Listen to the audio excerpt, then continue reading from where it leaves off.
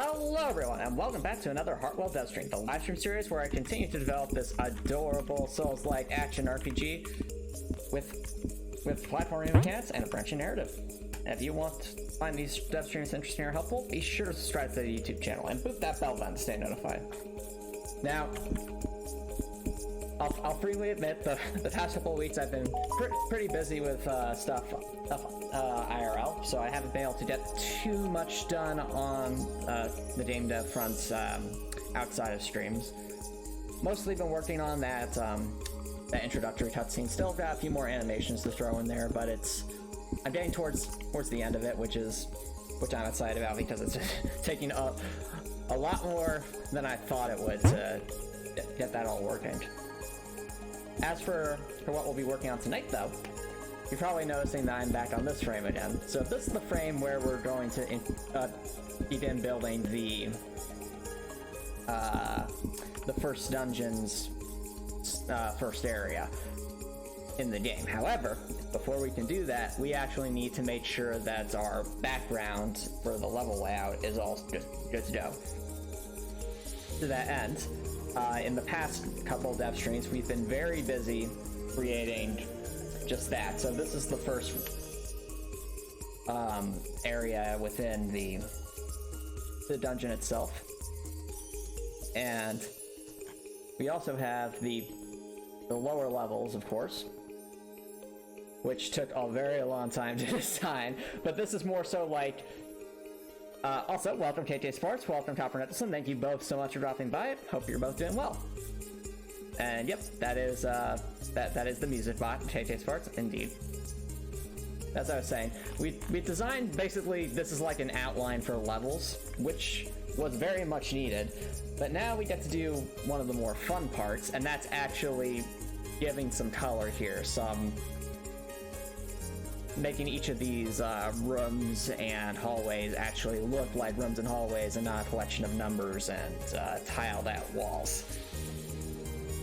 Therefore, tonight we'll be working on tile sets and trying to implement those where we can. I think to begin with, let's start with up here. Close out of Fusion real quick. And we'll get into a tile mapping stream. I also have our handy dandy first tile set here, so we can start expanding upon this, as we absolutely will throughout the course of this stream, in order to do this area justice. All right. We come up through here, go around, we have to here. I think that's all fine and dandy, but then we have to think about what this area is over here.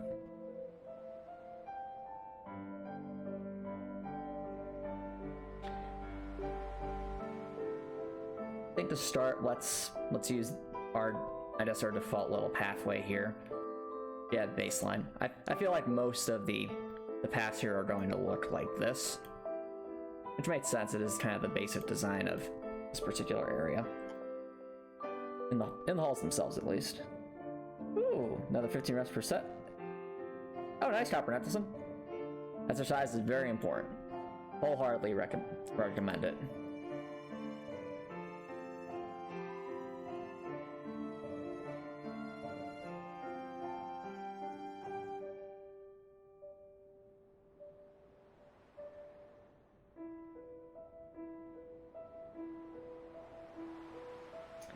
I think what I'll end up doing for this stream in particular is I'll start mapping out an area, and if it gets to a point where I feel like the area could use some adjustments, that's when I think I would consider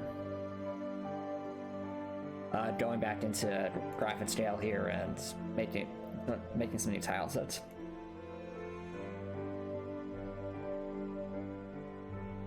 Oh yes. I also want to say thank you, KK Sparks, for making that new LOL emote. I really do like it, and I hope you do too, chat. I think it'll be perfect for all the funny moments that happen on stream. There aren't too many funny moments that happen on dev streams, but I'm thinking more so like during the challenge run streams. Those will be prime opportunities for that.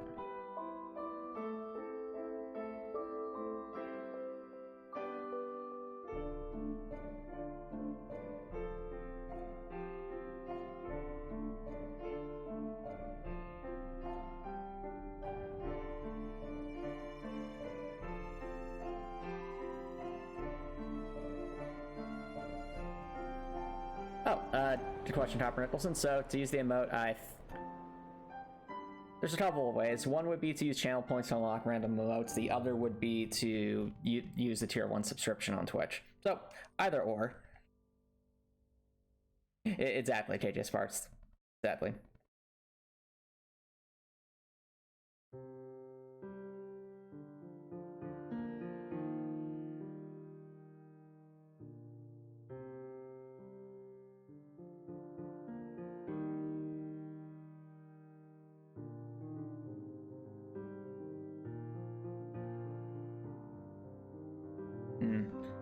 Wait a minute.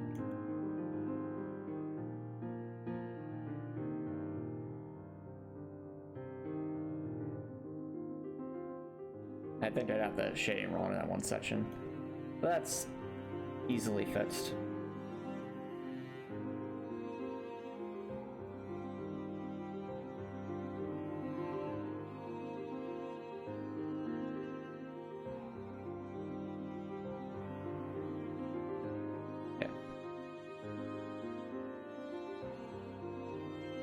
Yep, that's perfectly fine, KJ Sparks. I often use channel points as a way to use a creator's emotes for free when I'm watching other Twitch streams as well. It makes perfect sense.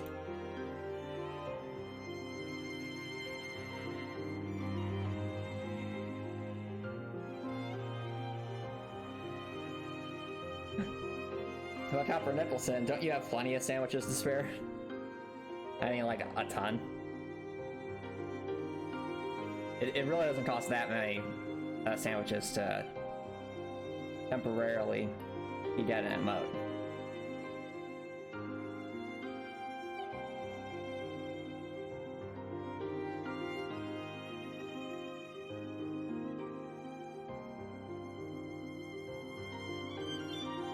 Okay. Always looking a bit more believable, so that's good.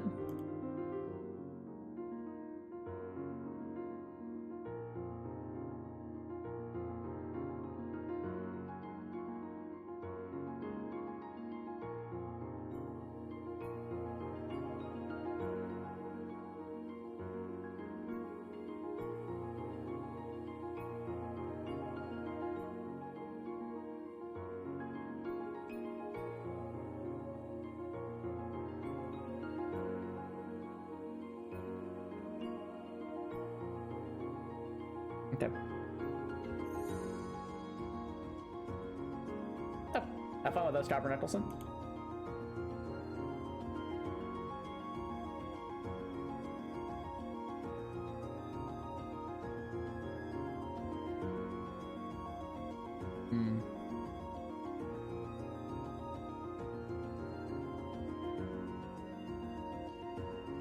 Yeah, there should be a wall there.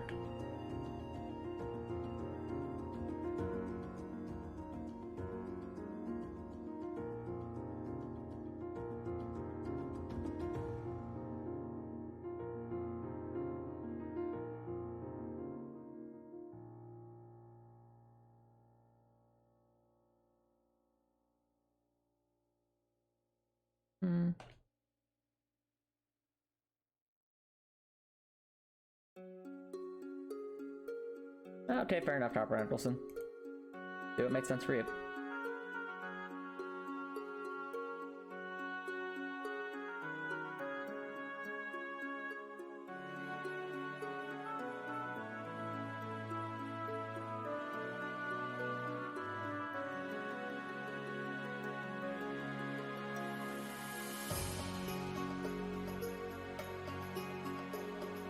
So, while I'm working on this chat, where are you all up to? How about you, KJ Sparks? Working on any artwork at the moment?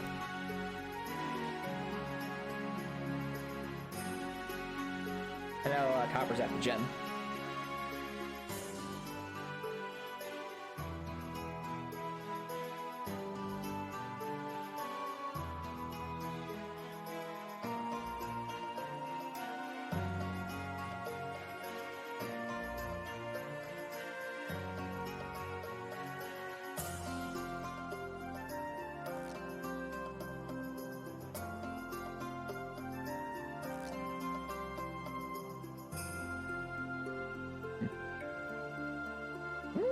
sounds like fun. KK Sparks.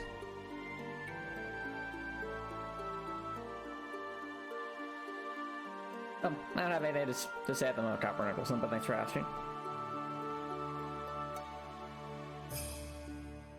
I imagine it must be pretty involved, since when I think of Cinderella, I think of like having a really beautiful, almost glass-like dress. Like a dress made of glass, so that's at least what comes to my mind.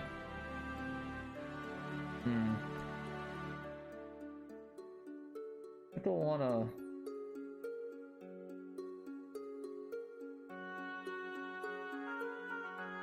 I want to hold off here. This is...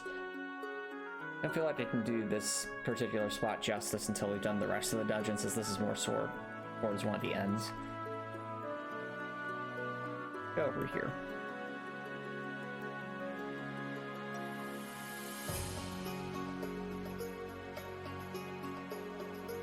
Well, actually, I think we should go to the underside now, since we are approaching more so the point where the player would be going downwards. Too.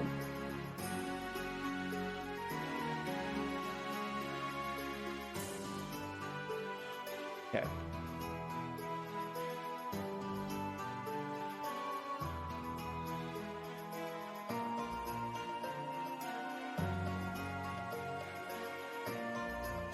I think these areas kind of cover sort of the... I have some ideas for areas, so I'm on the right dungeon right now. Doers, what else do we have down here? Warehouse. Or kind of barracks. What we got here?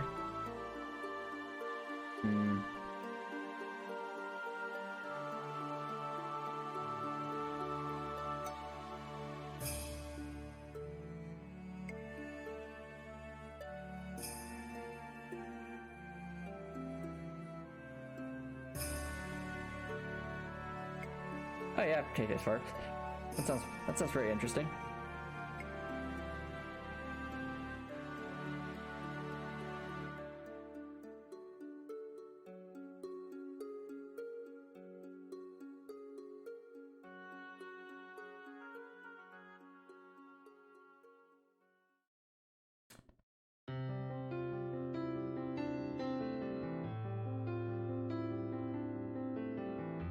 Okay, I definitely feel like we need to start drawing some tiles now, since I'm starting to see that the spot right here, I feel like we could turn this into like the sleeping quarters with the beds and all. I don't really see how that would fit here. Like here or here, those should easily be sleeping quarters, I think. In terms of how they kind of look in my mind. So let's try to picture what that would look like.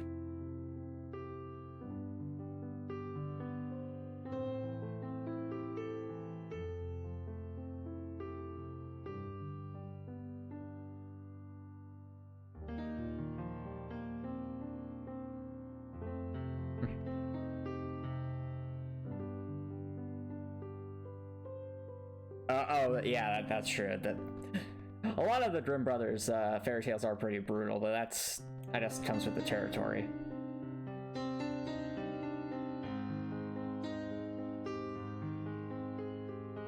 Okay. In terms of really be, you should be in details. Now I see it because it's. Yeah.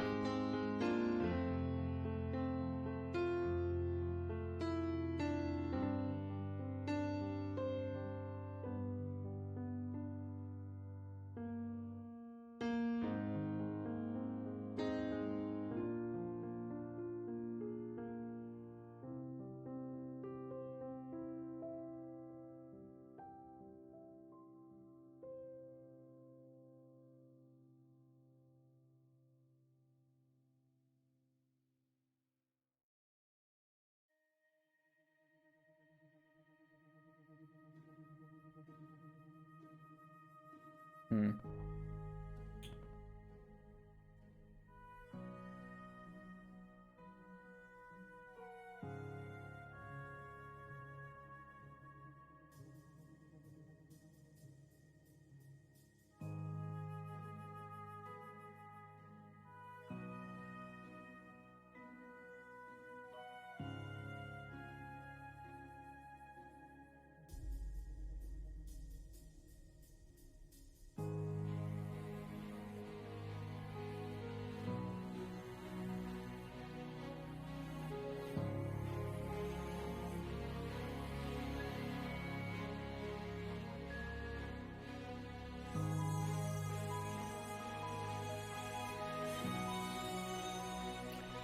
It's interesting now that I'm looking at this. I'm like, okay, these bands are not these beds.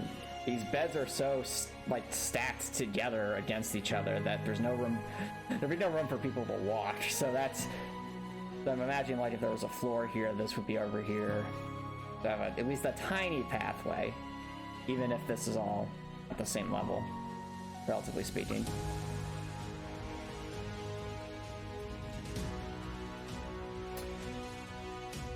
The end.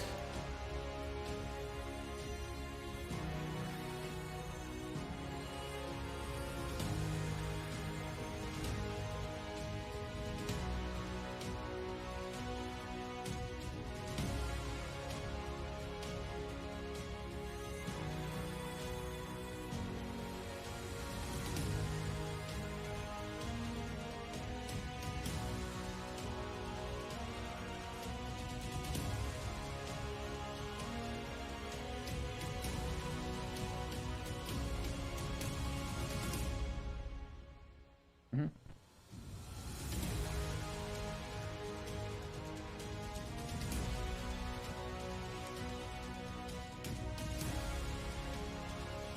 Oh, no. Nope, nope, nope.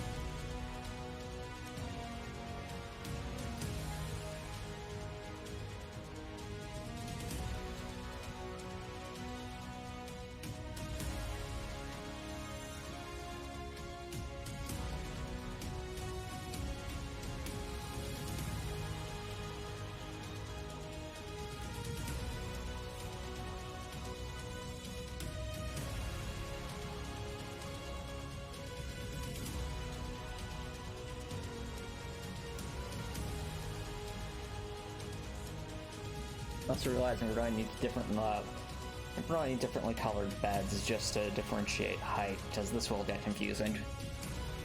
I mean, even if as I'm just looking at this right here, it still seems like much easily a mistake like this for a higher level than this. So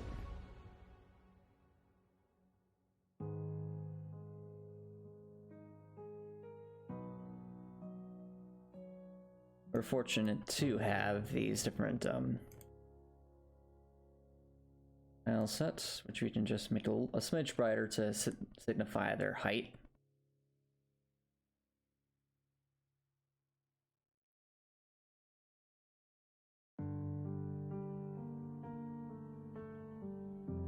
Go with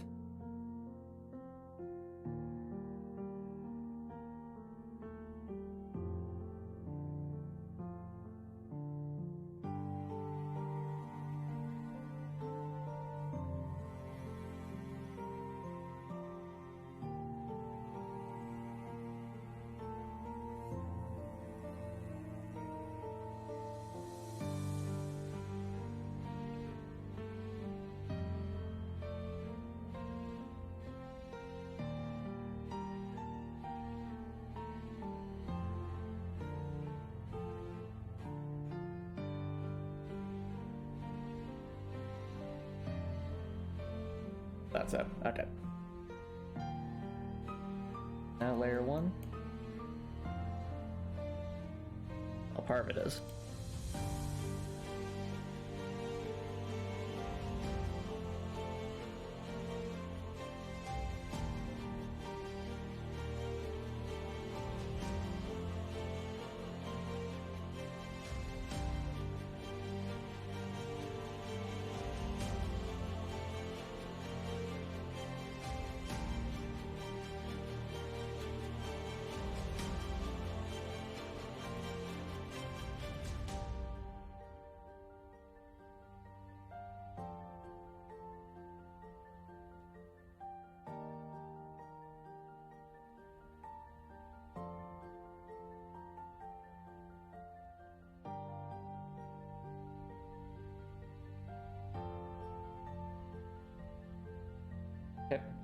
It's a smidge darker.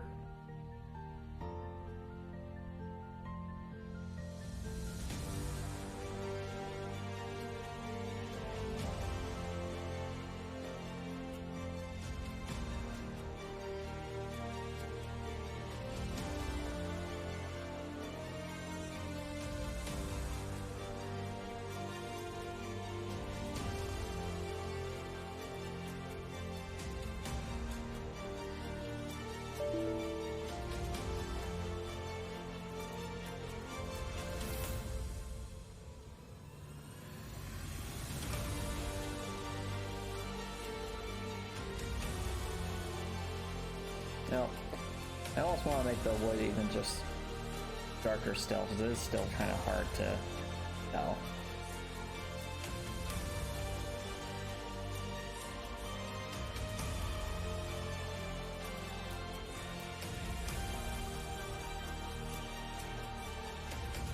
Okay, that's more like it. Now, a little more obvious.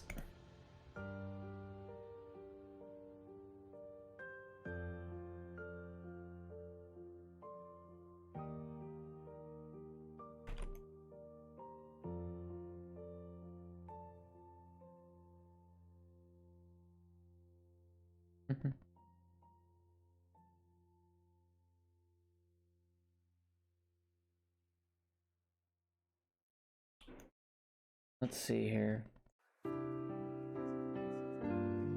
Do a similar thing over here.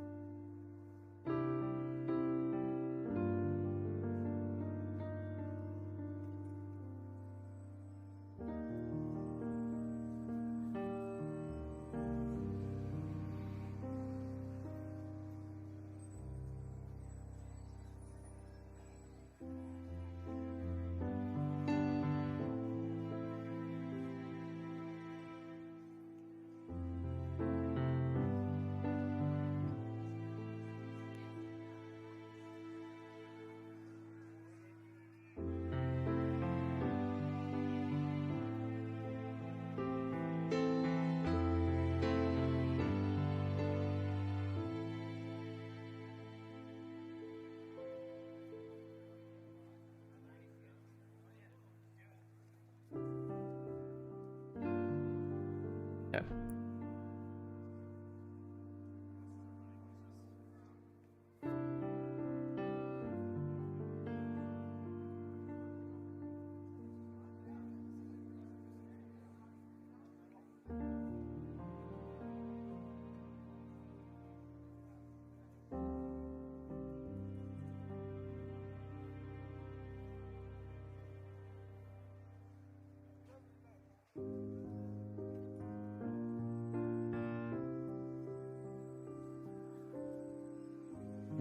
Okay. Hello, JD Eagle. Thanks for dropping by. How's it going? Okay, fair enough.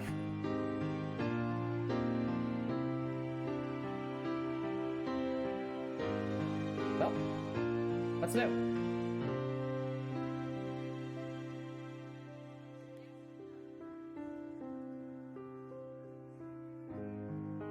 Right now we're midst of adjusting some tile sets, and then really don't have to make some new ones as well.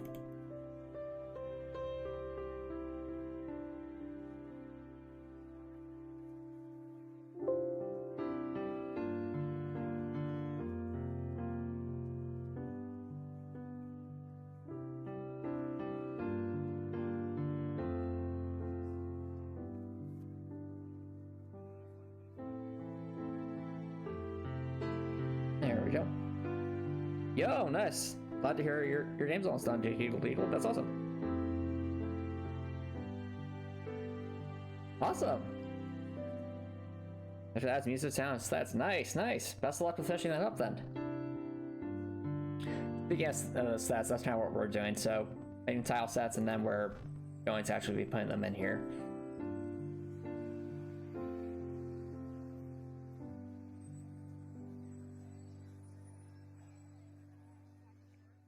So yeah. Hey, Drakor, thanks for dropping by, man. How you doing? How's it going? Welcome to the Tileset stream.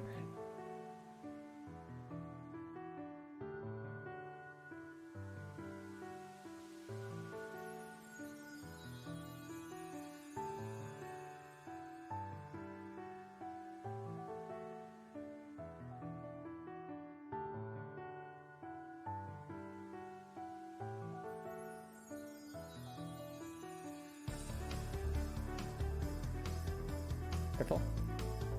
Oh, thanks, Redcore. That's a fair point. I'd like to wish everyone a happy New Year as well, since tomorrow is New Year's Eve. And it's kind of interesting. Actually, here's a question for you, chat. What was your favorite memory just going back in 2021? Since I know it's been a long year all over the world.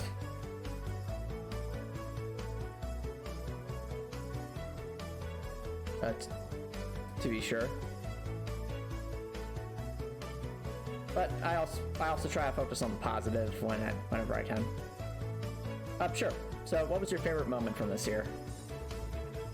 Report? I know in my case, let me think about this. There's at least a few moments I can think of.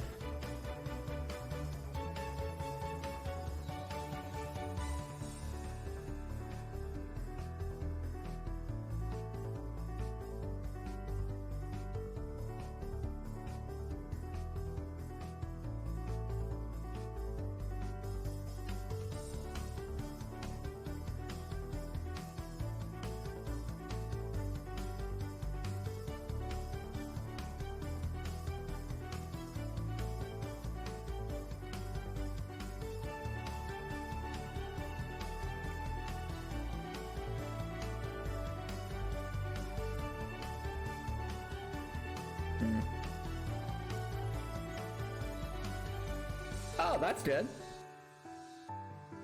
Well, Breckboard, I'm sure you're applying for jobs and such, so that's that's the next step. It's all part of it. Getting your doctorate was a major accomplishment, and you should be proud of that. Now it's time to, market yourself and put it to use. That's the intent anyway.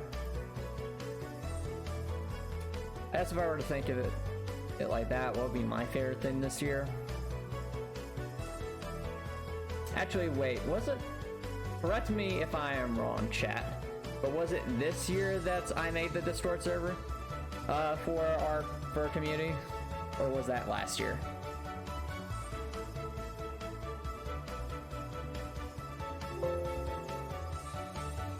Because I feel like it was created.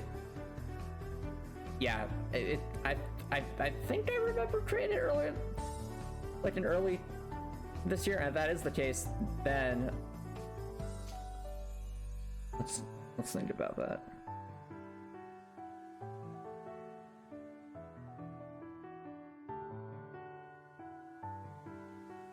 Okay, it's you passed your math class. That's really good, and you got high marks on there too, KJ Sports. So that's very good.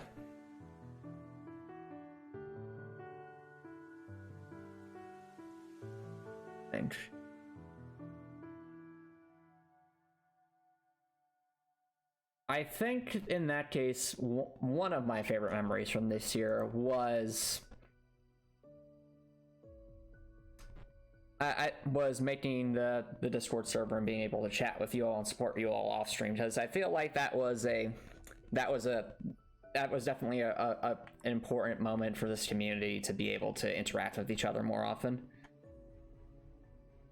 On a similar note, I think this was the year I started the Heartwell dev streams as well, which, as you can see, I've been enjoying them a lot. They've helped a lot with creating the game. And I also think, if I'm remembering correctly, this was the year that I got... I don't remember what's that? Yeah, I think... I'm trying to remember if it was this year or last year that I got the main RPG mechanics for Heartwell made, because that was... And like those stat menus, that was a massive undertaking. Oh, thanks, Redcore. I appreciate it. but yeah, to me at least, in terms of like the Heartwell dev stuff, I think it was it was understanding how to use the for each objects, the pathfinding, the text system, and the stat menus that all were by far the most involved parts of the process so far. And getting those out of the way was a major accomplishment.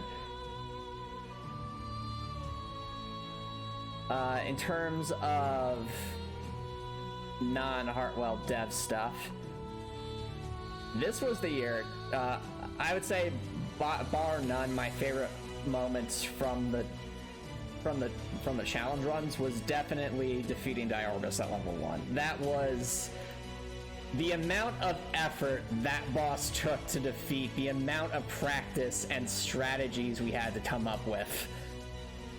It, to me, was the embodiment of what makes being a challenge runner so much fun.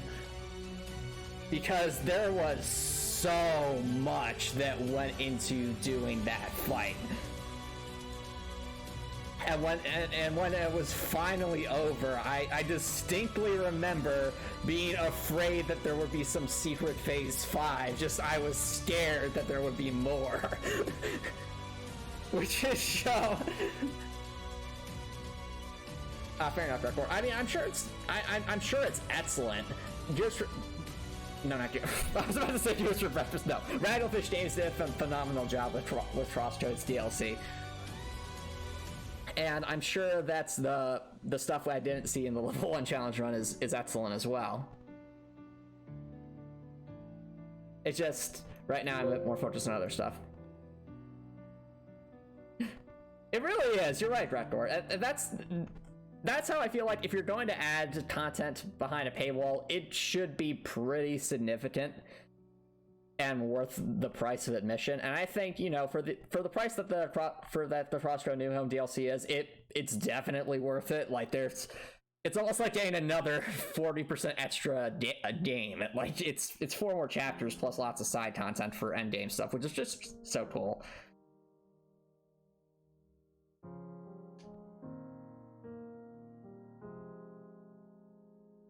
And I am noticing something. Oh. Duh. 1 second.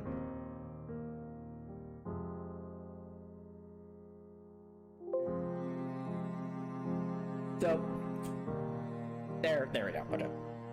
One of the weird things about some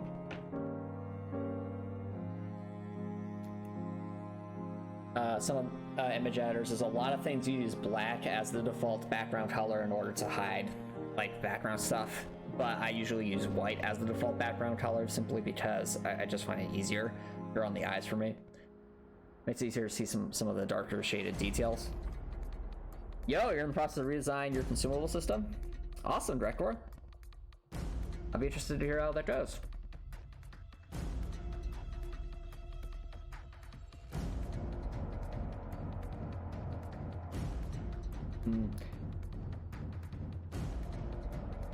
Now, to that end, if this is going to be like a... Ooh.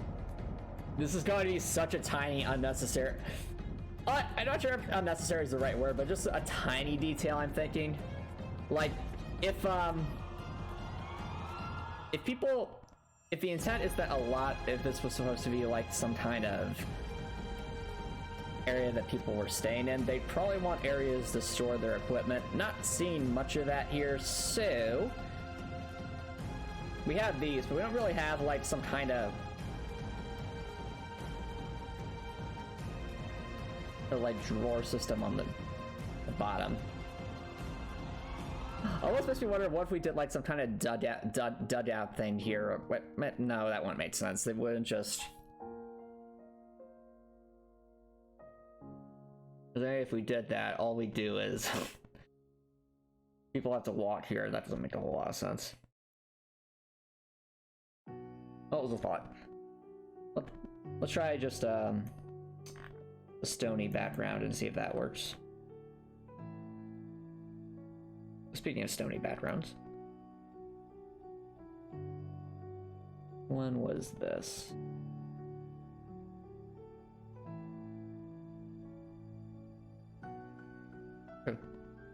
Okay, so we go 2 shades above that. Oop.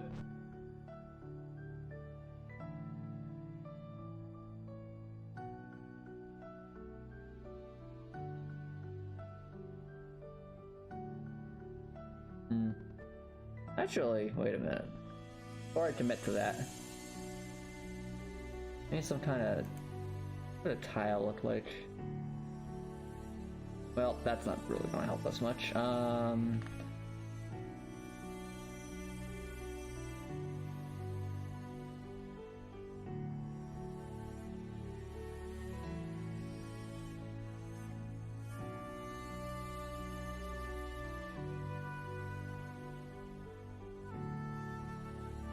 Let's try something. This might actually look good, but I want to make sure. Actually, I kind of like that. I decided to simplify that even further than I'd already simplified. Besides Barrett, there's like one weapon you can use that can heal you that allows me to give the player a little bit of healing power without allowing them to basically consumable. Oh, okay, that made sense. So basically, you'd have to deliberately choose to use a weapon, I guess a tool in this case, to heal yourself. That's interesting. I like that.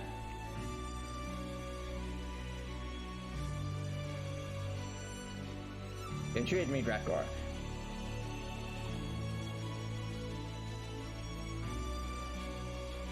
That's cool.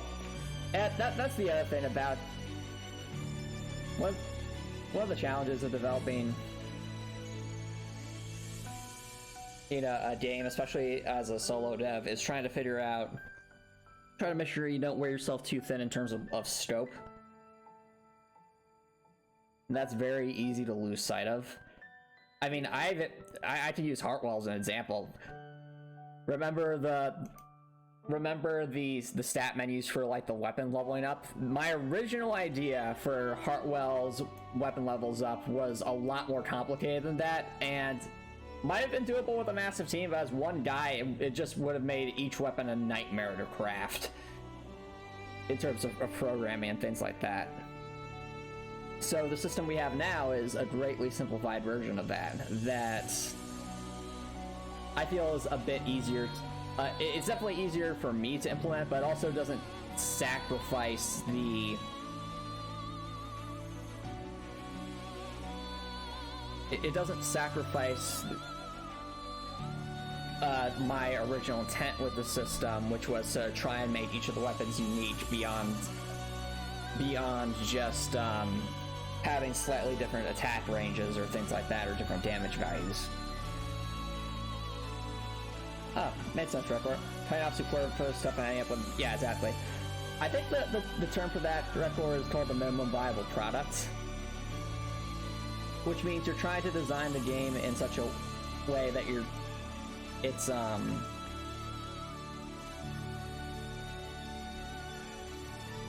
design a game so that it's just focus on the fundamentals of the gameplay. You can make it pretty later, essentially.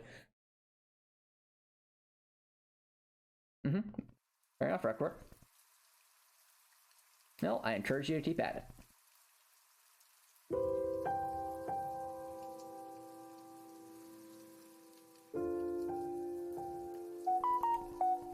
But yeah, I actually kind of do like this little effect here. Like, even though we've used this before, I think that's a nice little aesthetic, making it look like it's almost this tiny little path. I don't know why, I just find that it's weirdly satisfying. We'll say that. Yeah, exactly, Greco. Now everyone's gonna run straight to a save point, which is fair. On the flip side, do you imagine if you're trying to heal yourself in the middle of combat and you have to deliberately switch to something else that, you know, that can be stressful, which makes sense, it's supposed to be.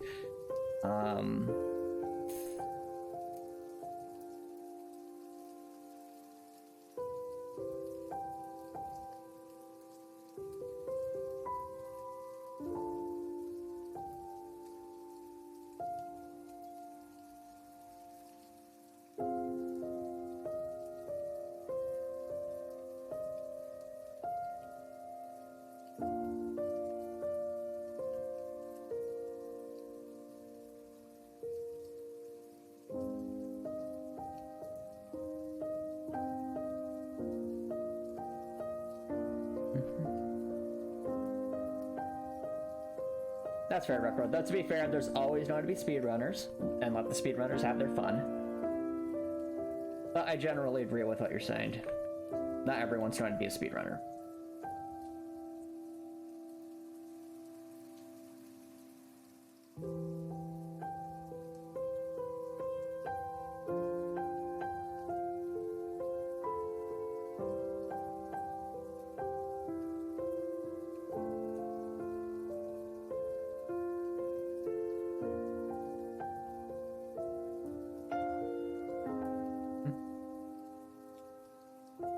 No, I agree. Speedrunners are really cool. They do so many insane things. And they really push games to the limits in order to try and beat them as quickly as possible. I think it's some of the tech that's needed for like the Half-Life 1 speedrun. That's pretty insane.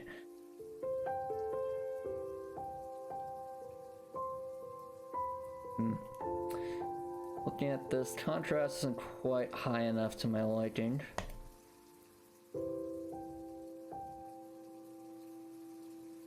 That's better.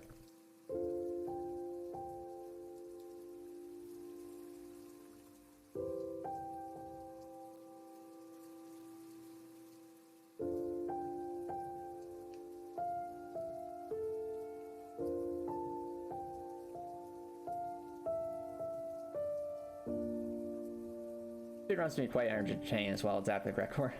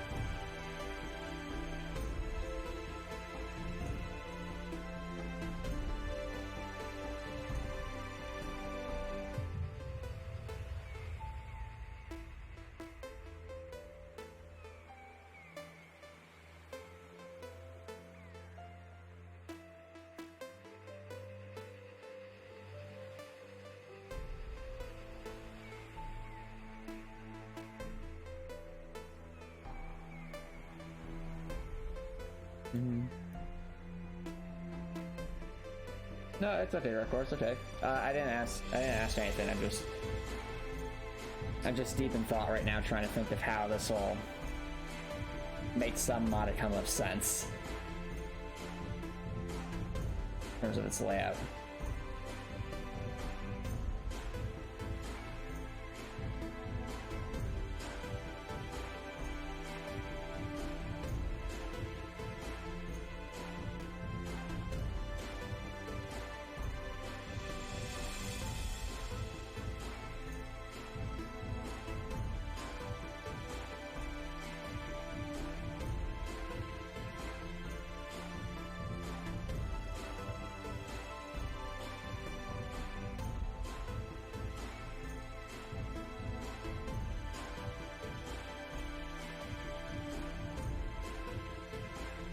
Also not exactly easy to tell that that's a spot to hop up at. That's the other thing that's bothering me a little bit with the design. Definitely draw more attention to it by doing something like that, but that's still not painfully obvious, so I think it's time we draw some new stuff. So this is like a, this were a bed, if this is like a mass bed chamber of some kind, what would be, what else would be here besides this stuff?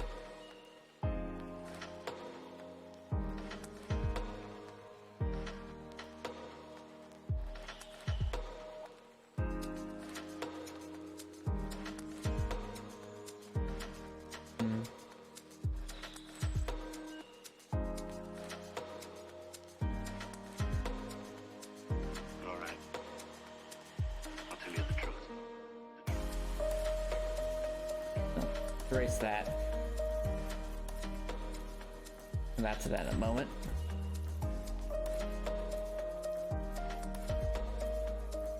I want to kind of finish my thought here.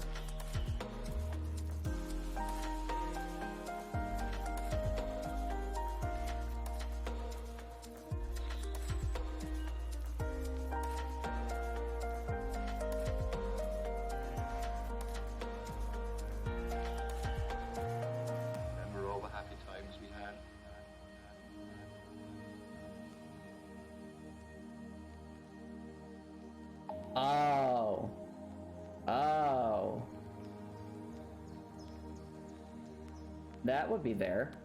Very much alike. I could definitely see there being bookshelves in a place like this. Or something like that. Let's start with that. Remember all the happy times we had? I think what we'll do...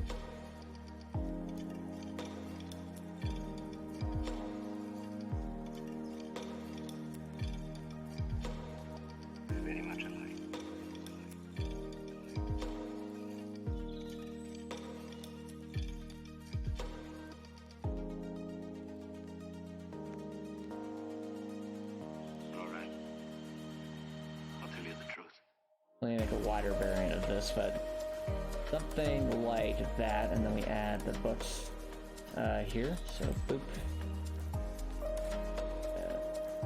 boop. That definitely catches the eye better. Oh, I didn't need to adjust those tiles, but or maybe something pretty like.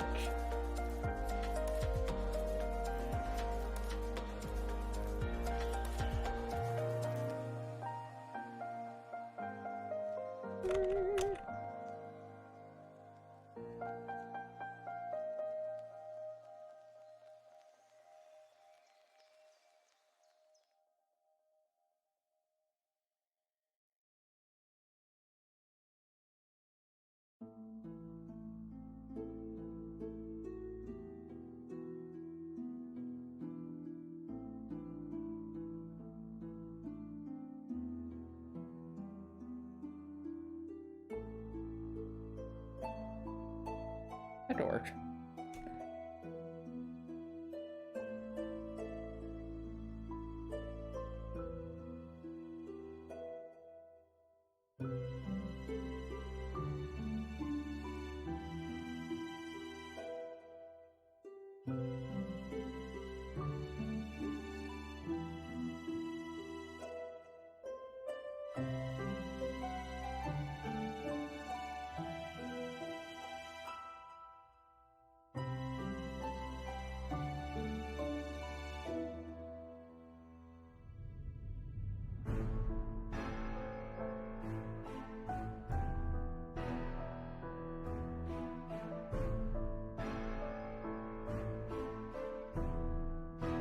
I decide which looks better.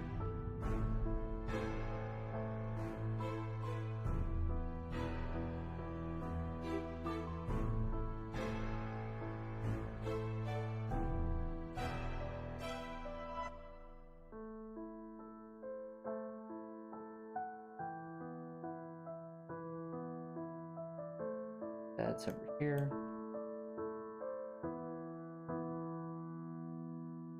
Okay, no problem, Record.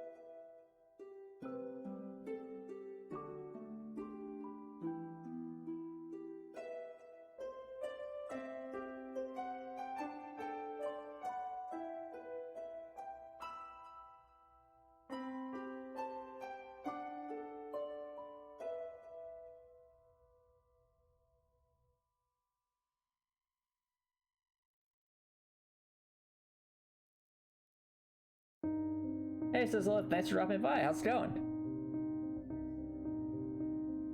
Welcome to another dev stream. Today's all about tile mapping.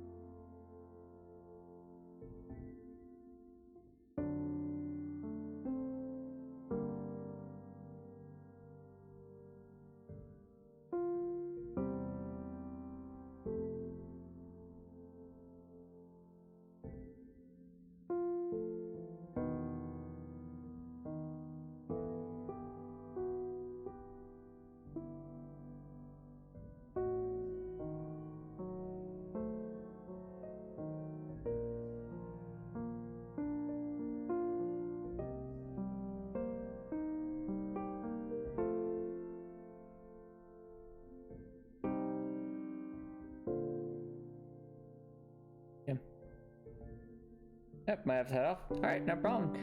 I'll take this parts. Hope you have a fun time and have a happy New Year's.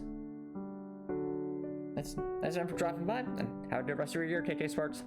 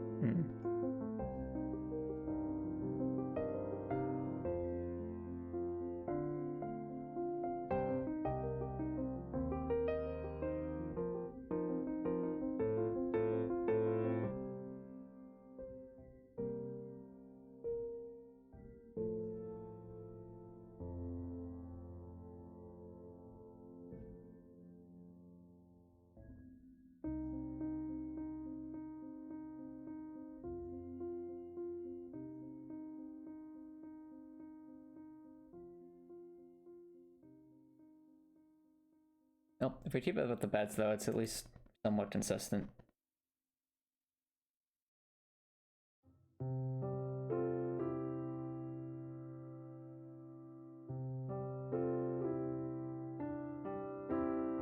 Okay, yeah, definitely want to just keep it with the beds in that case. Yep, yep.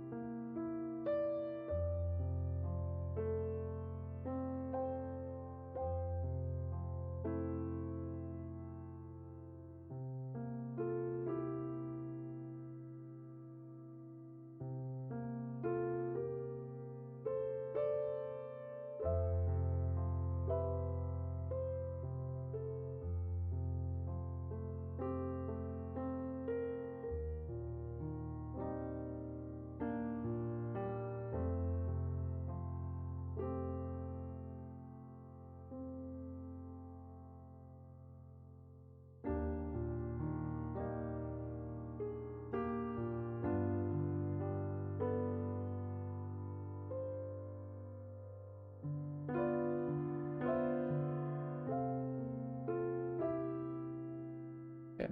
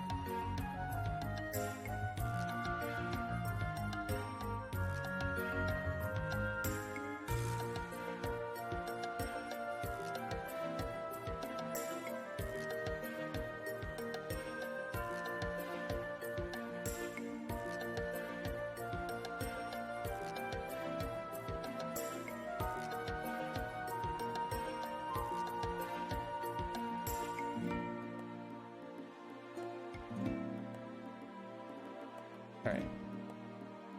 Oh, that's good to hear, Drucker. What'd you do?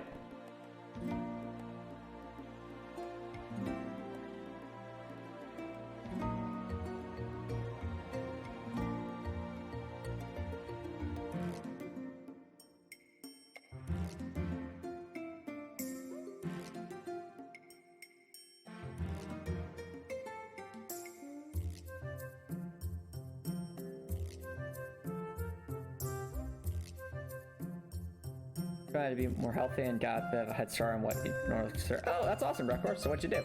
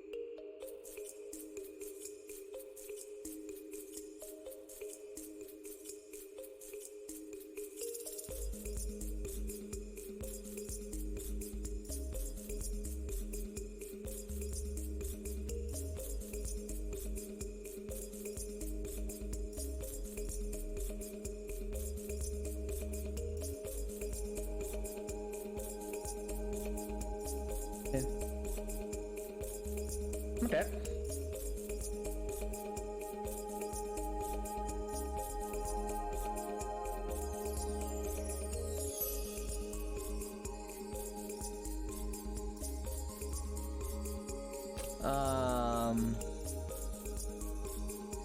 That's probably a bit of a personal question, Rektor, so I'll refrain from responding in that case. But I generally agree it's just to break bad habits and try to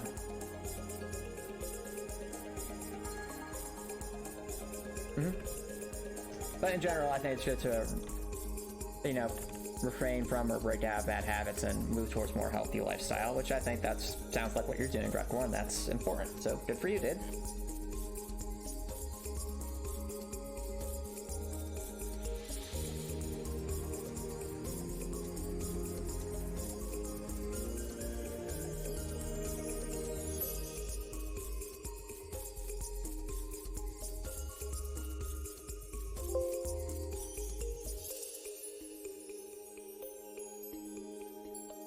Now there we go. That's what I want.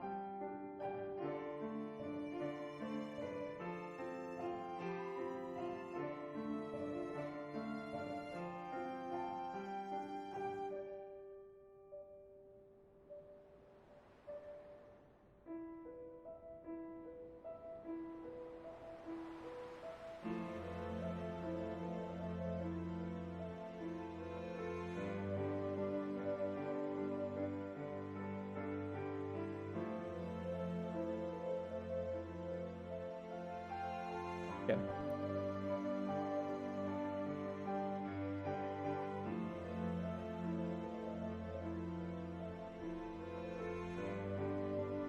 Oh, right. Since you were talking about New Year's, not New Year's, but favorite moments of the past year, one of my favorite moments was actually just starting at my job. I think that was a pretty important thing for me. I've been really excited for it, and it was a very good and important change. That definitely would be one of my top moments of the year as well. Nice record.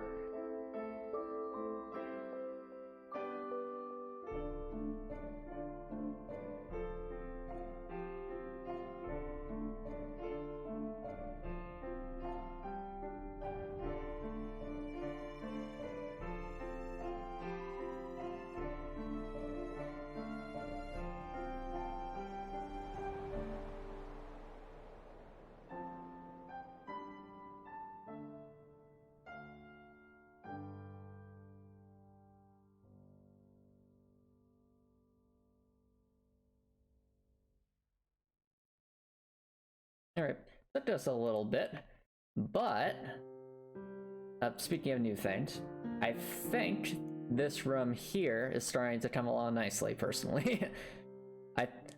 Once we get rid of this stuff in the back, I think it'll actually look pretty solid.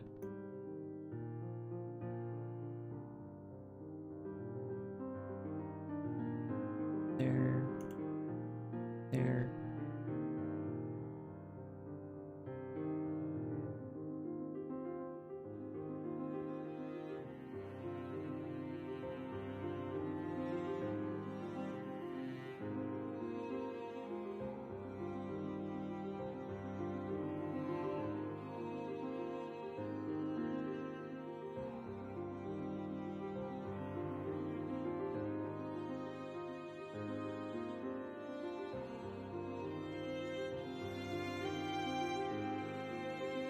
There we go. Another one to surround it, or y'all be prepared for sneak peek. Oh, sunset, Jake the Eagle Beetle. At this point, this game will be clear that beds can be well, Gretgor, my response to that would be there would be cobras slithering around on these things. So, if nothing else, the player would know that something can stand up here.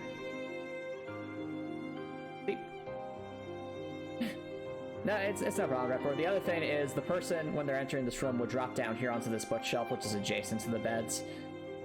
So, I think if they didn't think this was a platform, they'd probably figure it out pretty quickly. Is there a question, though, Record?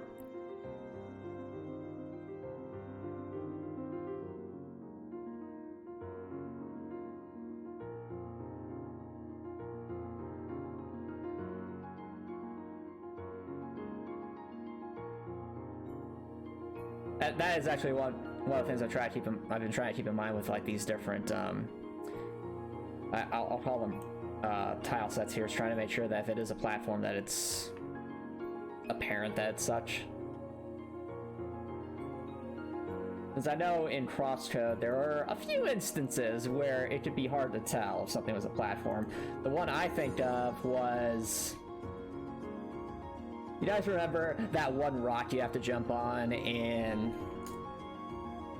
the Sapphire Ridge in order to get to those higher routes on top of those big, like, wooden archways? Like, I did not think that was a platform, but it was. And it was pretty hard to tell. Yeah, you know which rock I'm talking about. I mean, I'm all for secrets. I just felt like I've been a little too tricky to tell, but at the same time, there's also the part of me that's like, well, at the same time, you could have considered it a having more like a secret. It's like, ooh, they'd never think this would be a platform. And if they figure it out, that makes them feel better. Oh yeah, the bamboo things, those could be definitely confusing. Especially since you have to do, like, the longest time trial of all time to do that. Oh yeah, Jake Evil Beetle. I think those can be a lot of fun. I think of, like, rocket jumping from Team Fortress 2. That was a glitch in the initial development, but I kept it in. It became an actual, like, core gameplay mechanic. Like, purposely using explosions to bounce yourself around. Very interesting. I imagine you had an example you wanted to share, Jake Evil Eagle.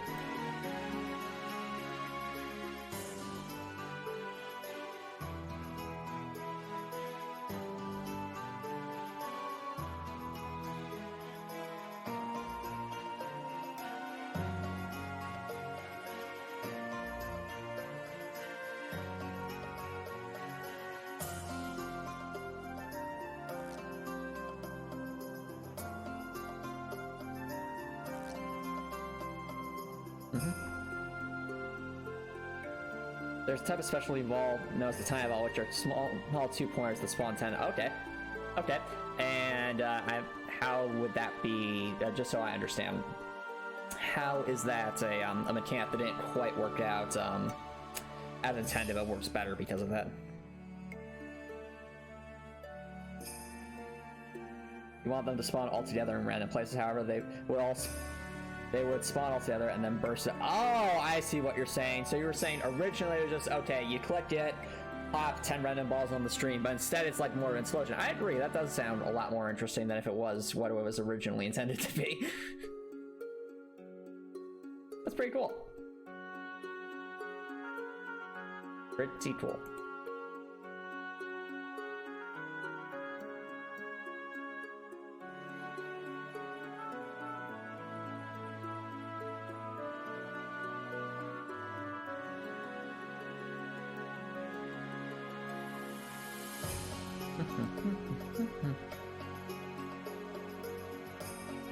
Yeah, well, thanks for sharing that, JP Beetle.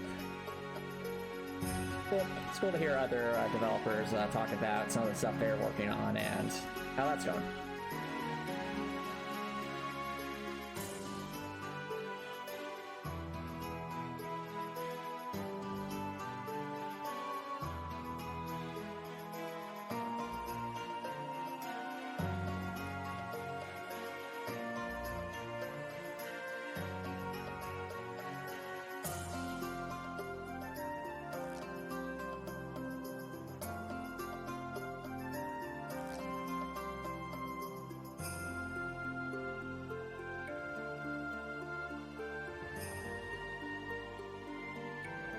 Oh, that's awesome, Deedle. Thanks for the compliment. I appreciate it. I've been putting a lot of effort into trying to make this the best it can be, and that includes the demo. So I'm just going to be upfront. When I first imagined what the demo would be, I want to say in the mid 2020, it was nowhere near this involved. Like,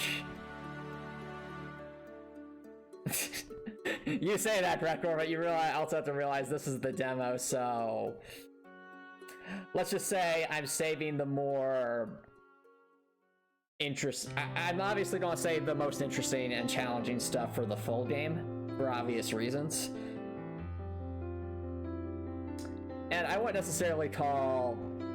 I wouldn't think the bosses in the demo are necessarily decrepit, but it'll definitely be my own take on things, because I feel like it'll make sense for where the character is at this point in the game, which is to say having no experience whatsoever doing this kind of stuff and trying to escape from this area. But what I'm essentially saying is, don't expect like an asylum demon if that's what you're thinking, Redcore. But in the full game, though, I have some ideas. Let's just say, though. Knowing you and what you do, it opened my eyes to how much you can really do with any tool you. No, fair enough, Redcore. And fair enough, Shaky Little Beetle. Yep, that's a good point, because you don't realize how useful tools can be unless you really... I think it goes back to what I've said before, where I've told others that if you want to make a game, you should find a tool that you feel competent with that can meet the needs of your project. In other words, you might not necessarily have to learn C++ and 3D modeling if you want to make a good 3D platformer. You might be able to do that with other tools that you're more familiar with, and that's okay. And I'm glad to hear that, JP. I love to see people following their dreams and doing the best they can.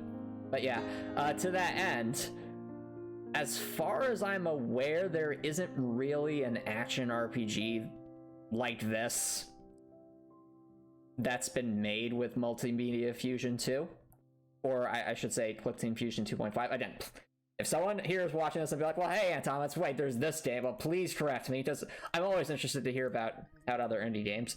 But at least when I think of Souls-like action RPGs, nothing comes to mind from Fusion 2.5.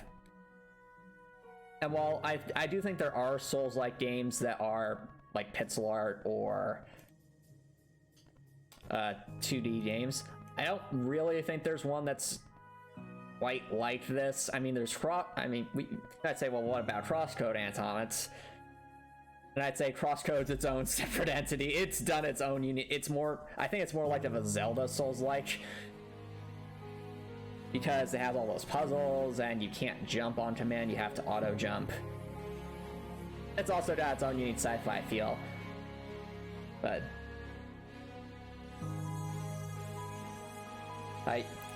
Eagle says, you were in the boat at first that in order to make Gerudo games, you need either Unity or Unreal because of its features and programming languages. So seeing Fusion being used like this is pretty awesome. Aw, thanks, Jake Eagle. Well, you have to realize that when I was, alright, I think this will be game dev story time. So when I was but a young middle schooler playing a bunch of Flash games, I always wanted to make something like the stuff I was playing online. So, me being me, at the time, the hot thing to be using was ActionScript and what's it called? Adobe Flash. So I got myself some trials of Adobe Flash and tried to learn the ActionScript language, and I was terrible, like really, really bad at understanding how to do the different programming concepts and such. And that, admittedly, that was more due to my inexperience with programming languages at the time, and had I tried to learn that after taking a high school AP computer science course, I think I would have done a much better shot at learning it. But as a result of my complete inability to make that work, it led me open to trying other methods of game development. And that is how I came across a little thing called the Games Factory 2 Free Edition, which is the free version of Multimedia Fusion 2. And the Games Factory 2 was essentially like a watered down version of Multimedia Fusion 2. That was less expensive, but also had fewer features. So, as a result of that, of all the things I could, basically of all the tools I had tried before, the Games Factory 2 was the first thing I used where I could actually where I actually saw myself not only learning something, but making a tangible, playable thing. As a result, I made my first Flash game, I use Flash game in air quotes. I made my first game, which was a Space Invaders kind of game. I think I called it Intergalactic Mail or something. It was bad. I'm going to say it right now. It was bad because I call it Intergalactic Mail, but then I never really ran with that concept. The only reason I called it that is because the ship you played as was just this light blue color. Like, if I were to redesign that today, I could easily like make a whole story about it and go from there, but nah. It was just a little Space Invaders game. But even in that little Space Invaders game, I still had a soft spot for boss battle. So at the end of, I'd say, each of the 3 main levels in the game, there was some unique enemy that you had to defeat that was a bit more challenging than the others. I remember the second one was especially brutal. It was, you had like there were these little like round probes that would come at you in the normal, one of the normal levels, but then and they were pretty tiny, and the attacks you had were also pretty tiny, but because those probes usually move like straight down the stream, they were pretty easy to deal with. But with this boss, I made some gold versions of those probes that move about as a swarm in a pretty random pattern all across the screen while spamming bullets in your direction, and it makes it feel like you're fighting a swarm of bees while also trying to hit a swarm of bees. And these bees should take more than one hit to destroy, while also just having very erratic patterns and small hitboxes. It was definitely not a proper difficulty spike, shall we say. No, they can be awesome, Breathwork. But at the same time, it's like me looking back and I'm like, wow, I've come so far as a developer from that. But again, my point is, back in middle school, we'll say the precursor to the software I'm using now, was what I was using, and that's where that started. So everyone starts with little experience, but if you use something again and again and again and again and again and again, you pick up some tricks, you get better at understanding your tool, and that's how that's what the stuff I learned making Intergalactic Mail is what led me to make a video game project using Multimedia Fusion 2 as a senior in high school. Now that was a boss rush to the platformer and much, much better designed than Intergalactic Mail was. Basic story was the character is trapped inside their mind, and they're trying to escape by defeating this virus that's making some of their friends manifest into these really challenging boss battles. They're supposed to be like, I guess, evil versions of themselves. And the character is trying to help them break free from the virus's control and be there. And then I had a lot of fun designing the final boss for that fight, because the character realizes that they can't face the virus alone. They have to, like, if they do, they'll just end up continually being trapped inside their minds. So they had to actually reach out to their friends to help them. And then what ends up happening is the final boss was 2 phases. First phase is you, the player character, fighting the virus through the normal platform mechanics, and the virus could use like a mix of attacks that the other bosses had used up to that point. So it was like reliving some of the attack patterns you had to deal with, except in a much more aggressive form. And then once that's done, then you and your friends essentially, because it's inside your mind, suit up with this really cool angelic, almost like cyberpunk battle outfits, and you chase the virus in the sky for one unique and really, really high stakes final fight. And that was a lot of fun to design. Hey, Dr. Nicholson, thanks for coming back. How's the gym? Oh, nice J-Eagle to Eagle. And I think the game still exists. It's just you need to download it from some website somewhere. And I would have, like, I would have considered that a decent to above average Flash game if I were able to post it as such. In fact, I tried to convert it to SWF and post it as a Flash game. That game took me 9 months to develop as a senior in high school. And I think a speedrun of the game takes only like maybe 30 minutes. So it would have been a pretty sizable Flash game if I could have posted it that way. But because I couldn't, because when I tried to do the SWF conversion, it broke things. So I had to post it more as just an application, which unfortunately you can't really post on the Flash websites at the time. So, but I'm sure it exists somewhere, and I just enjoy putting a lot of heart into it. But at the same time, I also recognize, looking back at it, there's quite a number of bugs in the game, and I definitely could have done a better job explaining this. There were actual. I will say this, that game had like text boxes and character portraits. They were much, much worse than what we see in Heartwell. But like the thing is like I can tell how a lot of the stuff I did in that game, between like character text boxes and conversations like that and lots of boss battle stuff, you know, a lot of that stuff comes back in Heartwell, just in a clearly much more refined form. And I think you can see that with other developers as well, is that the lessons they learn from their early development, they make use of as they go on. I think of not Gears for why do I keep saying Gears for Breakfast? I think of Rattlefish games, and how like their first game they made, as bizarre as it was, had some of the precursor mechanics that ended up in Crosscode. Fair enough, Chopper Nelson. One thing I don't quite understand though is what stage are you at currently? Is this... Oh, you're talking about Heartwell? Very early development. So... I would say when the demo for Heartwell is released, what would that be? It's hard to put a percentage on it because I feel like the middle parts of the game have so much more content than the beginning or end. I guess kind of like Dark Souls in a way, how like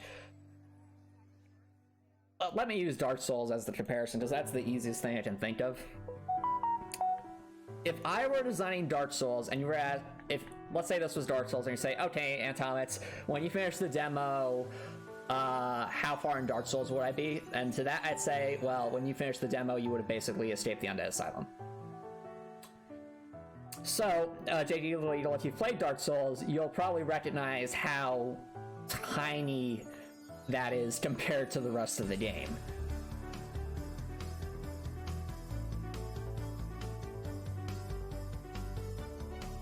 I mean, Gregor, if you're still here, you can probably understand what I mean by saying, if you only play Dark Souls up through escaping the Undead Asylum, it would be a taste, but it definitely wouldn't be.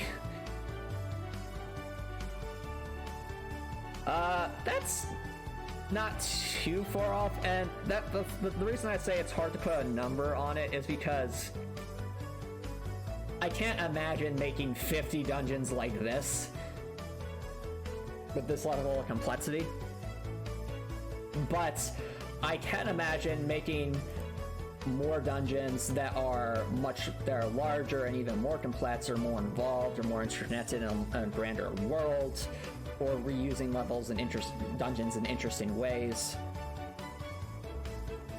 But okay, so Gregor, you understand. So as complex as all this looks right here, this is effectively just the undead. This is, for all intents and purposes, the Undead Asylum of Heartwell. I'm using air quotes here because it's not identical. It just serves the same purpose. It is the tutorial, kind of.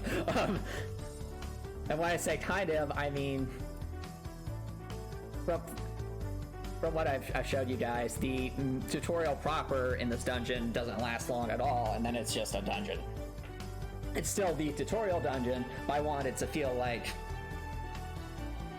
an actual dungeon worth exploring rather than just, this is the tutorial, let's just get through it. Oh, cool! Digital Deal. Project Valhalla. I feel like I've heard of that one before. What's that one? What's that game about?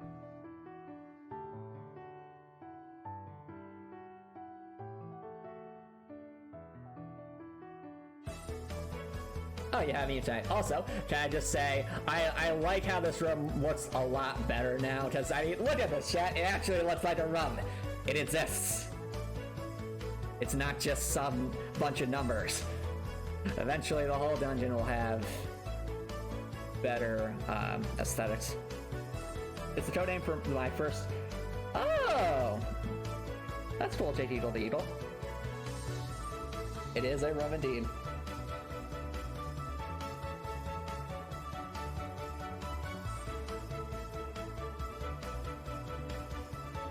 I don't know why, Gregor, that just sounds funny to me. It's like, it is a room indeed.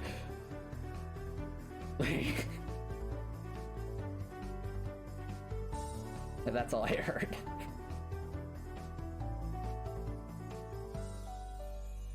It's like, you do well. It is, I think.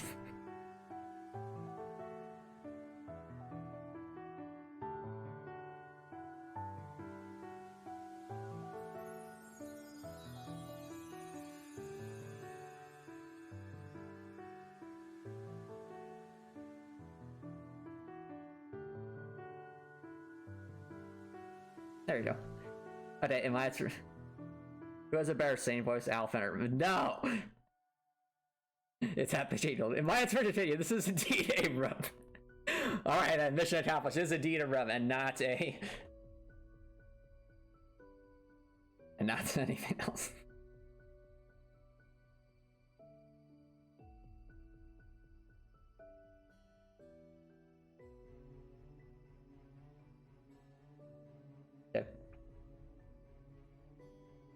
Ooh, sounds good, Evil. Glad to hear you're getting some upgrades.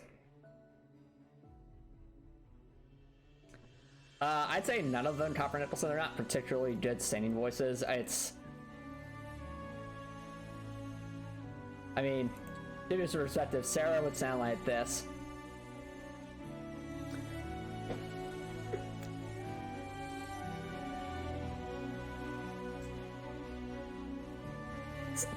I can't even, like, it's hard talking my voice, I'm trying to, it's something like, deck the halls with balls of holly, or something like that, it's not good. Whereas Melanie would be like, deck the halls with balls of holly, and Alphen, I'm trying to remember, I think Alphen was, what was Alphen? Was Alphen like the mustache troll voice? It'd be like, deck the halls with balls of holly, like that, something like that, so... Well, depending on what you want. Basically, Sarah's singing voice is like when Squidward tries to play the clarinets. A for effort, and D for execution.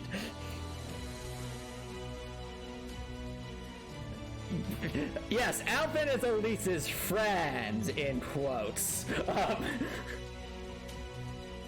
No, the more we...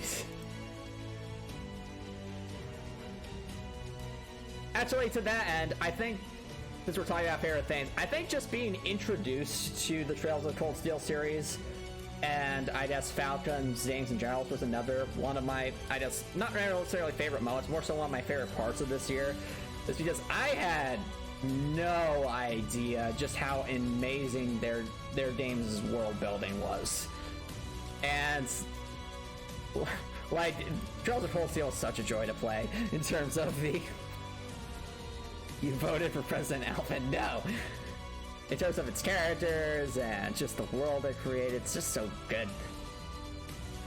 I'm glad, and the thing is, I don't think I ever would have tried the games had it not been for these challenge runs and had it not been for Seven Slice's recommendation.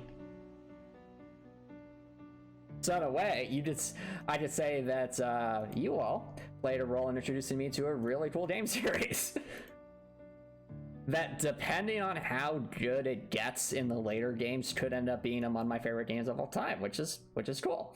But I won't be able to really make that judgment until I play the later games and see just what kind of crazy stuff happens. But if Trails of Cold Steel 1 was considered to be like one of the weaker, like, I've heard people say that Trails of Cold Steel 1 is one of the weaker entries in the series, and if that's the case, that just kind of makes me excited. It's like, then what do the other games do? Like, how much, like, what amazing stuff is yet to come?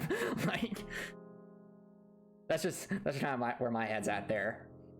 I mean, what do you think, chat? For those of you who are here for the Trails of Cold Steel 1 challenge run, you feel kind of the same way? You're also curious? Cool record. I'm curious as well.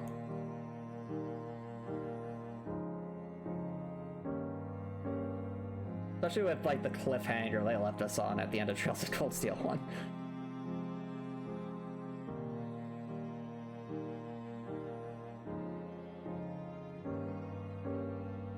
Oh no.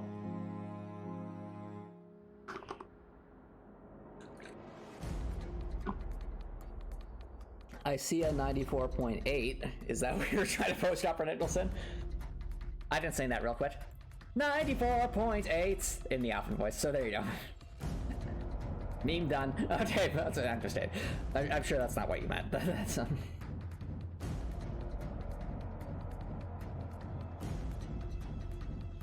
Okay. No, read about such William. No!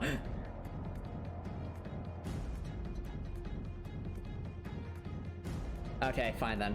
Read a message as Milliam, or I guess say a message as... Crooked magician, a wonderful addition to parties and funerals and police suspicion. I think there's something shiny behind your ear. I can also make your bank account disappear. Wait, Milliam, is that where our mirror went? Bippity bop and Alakazam. When I go to town, I'm on the lam. My magic hat is where I keep my tips. Safe from taxation, it's an easy trick. I call it tax evasion, plain and simple. The Erebonian government is the one that I swindle.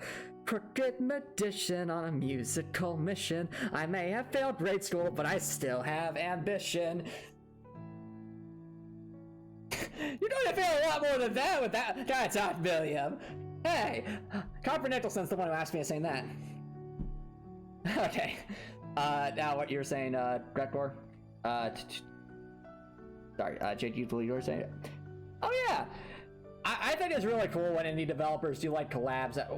Well, collabs are cool, but like crossovers, I love references to other indie games because it just helps. It helps everyone out. It's cool to make the reference. It helps get more attention to other awesome indie games. And yeah, it's just all collaboration's a good thing, in my opinion. And references are a good thing. Like, my only concern is like with permissions and stuff. Like, I'd love to make references to like if there was a way for me to make, like, I would probably. I know Crosscode made tons of references, and they even made a Hat in Time reference in there, and also a Trails of Cold Steel reference apparently, so I'd love to make references at some point in the game's development, but only where it makes sense. If there's like some... If I can tie it in a way that could debatably be for lore reasons, then that would make it all the better, but yeah, anyway. 17. Yeah, fair enough, she did all the thing. I mean, to be fair, Gregor, can we really not say that William wouldn't try to do that? She is that kind of a character. This is the person who used her annoying features to make, basically, her berations to make Eustace and Machias pay her money just to stop bothering them at the school festival. So I feel like William of doing that isn't that far of a stretch.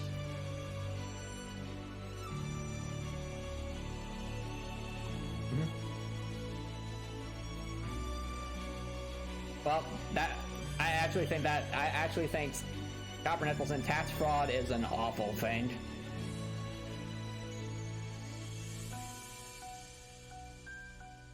So I don't.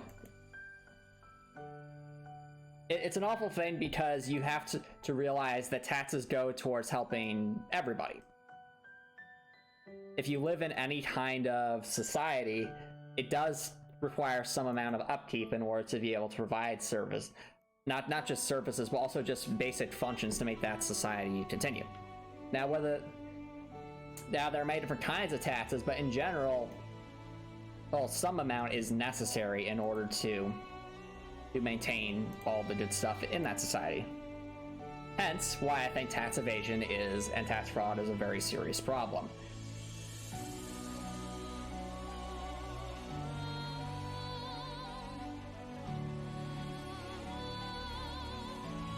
What's that, JT told me? I mean, yeah, if you want to DM me about something, JT by all means, go for it.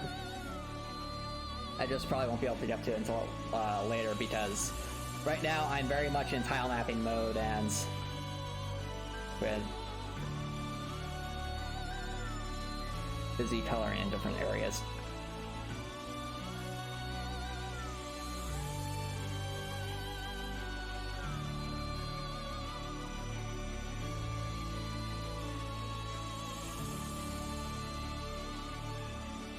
Okay, fair enough, JG Beetle.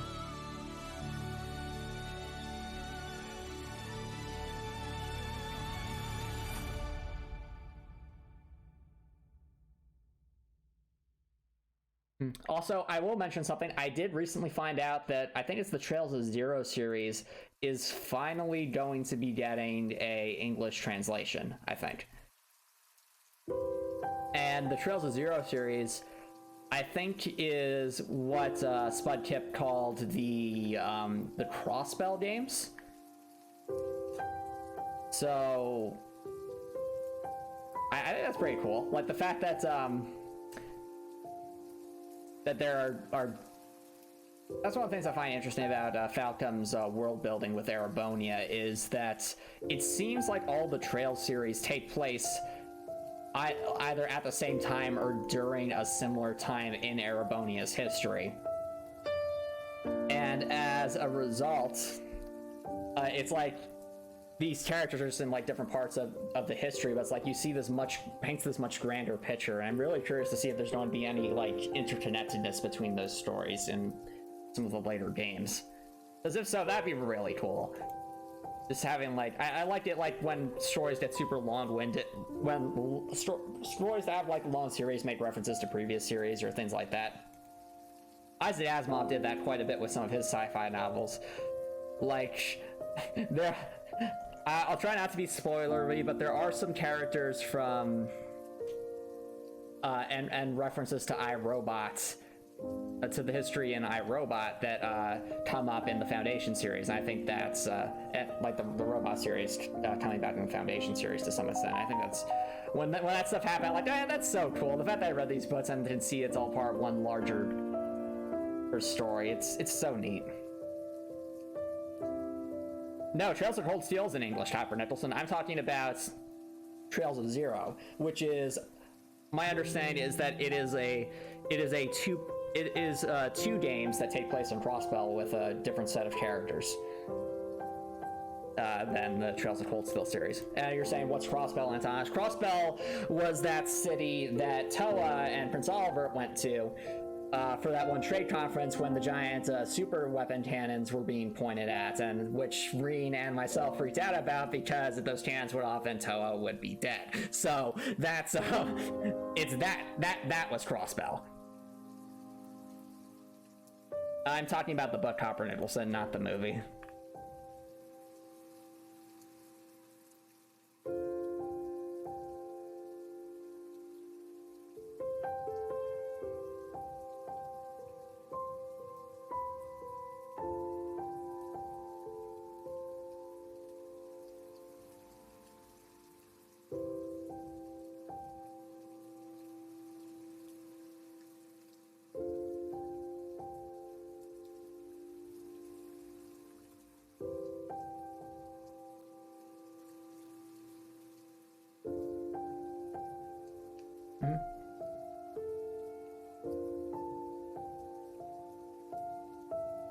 I still would recommend the book more, Hopper Nicholson. That's just my opinion.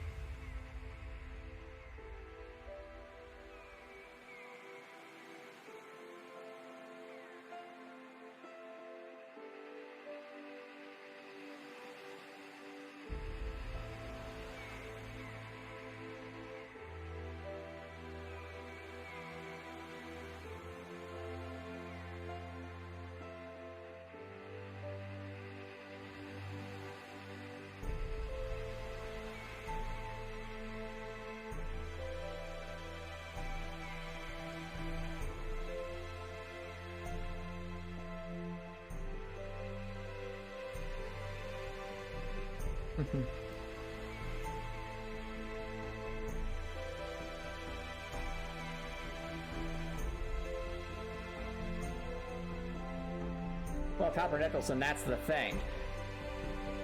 If I'd be more okay with the iRobot movie if it was just called something else, or was just its own standalone story. Like, if that was the case, then I'd be like, okay, that was a pretty fun movie. But the fact that it's called iRobot, it like uses that name when it has very little to do with the stories actually told in iRobot, to me that's just a slap in the face as a fan of the book. Because it's like, if you read the book after watching the movie, it's like you're getting two completely different stories, with the only thing tying them together being the 3 laws of robotics. That's it.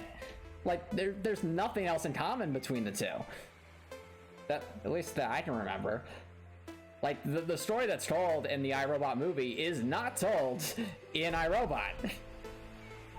That's why I get annoyed by the movie. It's not that it's, like, I think it's a fun movie, but it's not iRobot. That's the thing.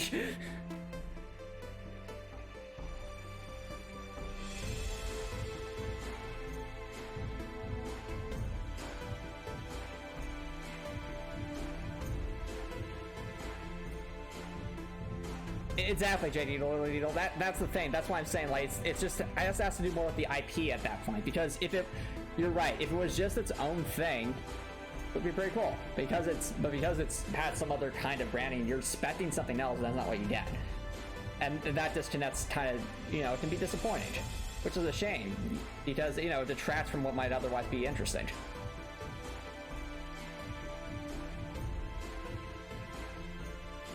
I have to think of there's quite a number of things I can think of that could fall into that category, I think.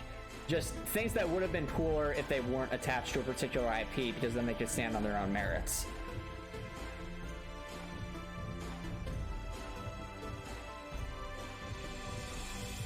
Like,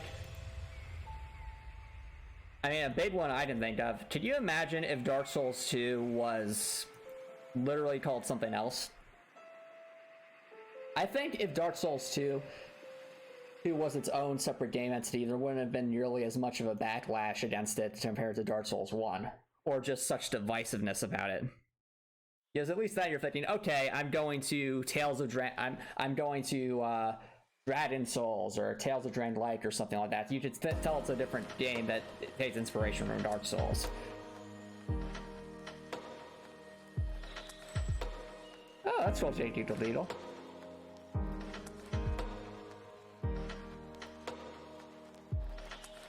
What about Copper Nicholson?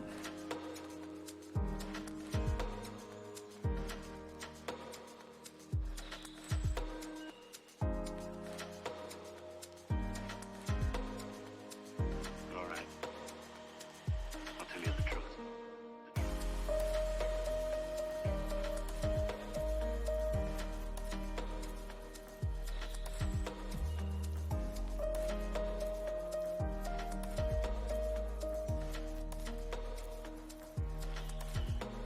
Wait a minute.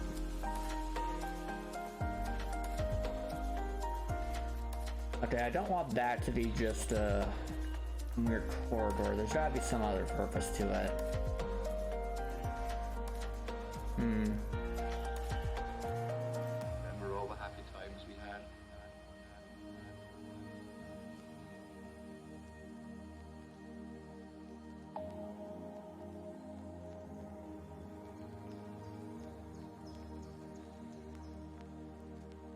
I mean, it's good that the movie talks about, like, the 3 laws of robotics. If it didn't, and that would make me even more disappointed. But I still don't think it should have been called iRobot. I think it should have just been a movie about robots. Maybe you could call it... All the happy times we had. You could have literally called it, like, Detroit Become Human the movie or something like that. Or how about... something like that. Cool Will Smith robot movie. Very much alike. Because, I mean, let me put it to you this way, Copper Nicholson. One argument that was made about Call of Duty Infinite Warfare was that one of the developers actually tried to make the argument that they were returning to their roots in Call of Duty by having, like, the campaign be a war story. And I'm like, yeah, but it's in space! Now, to be fair, Infinite Warfare, I don't think, I think as just a first-person shooter kind of game was, you know, alright. But the fact that it was called Call of Duty Infinite Warfare hurt it. No, that's the thing, Copper Nicholson. For what it's worth, I think I think Infinity War, or with Infinite Warfare, did try to do a lot of things right. In terms of, like, first-person shooter design and things like that. But it's just like, I feel like if the fact that it was called Call of Duty, it just, to many fans, it was just an anathema to what they had been used to, even with all the advanced movement games. See there, I'm sure you're illegal. I said Infinite Warfare, but that's it's the name of a Call of Duty game that is one of the few Call of Duty games I never played.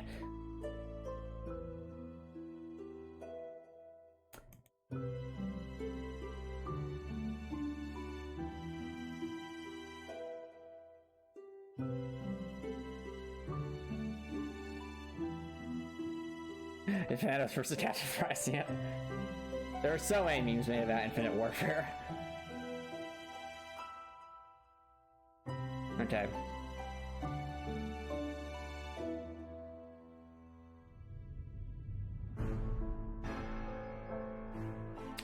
What do I have for ideas here? Great dungeon. There's okay, we've got that. So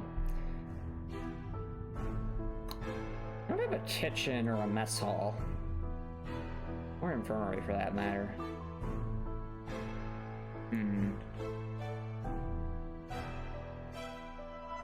Well, mess hall, we need a bigger room, I think. Don't think we have, unless we want to do that on the first floor.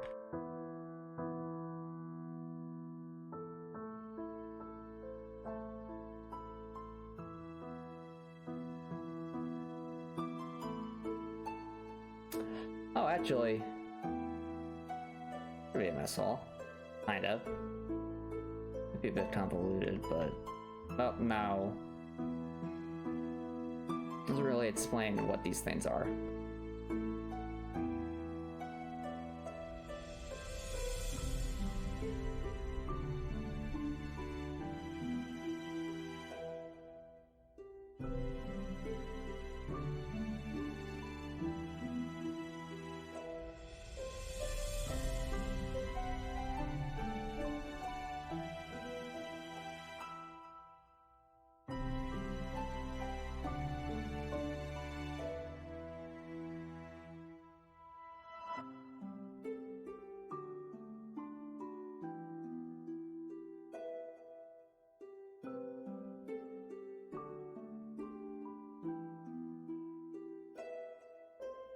Infirmary.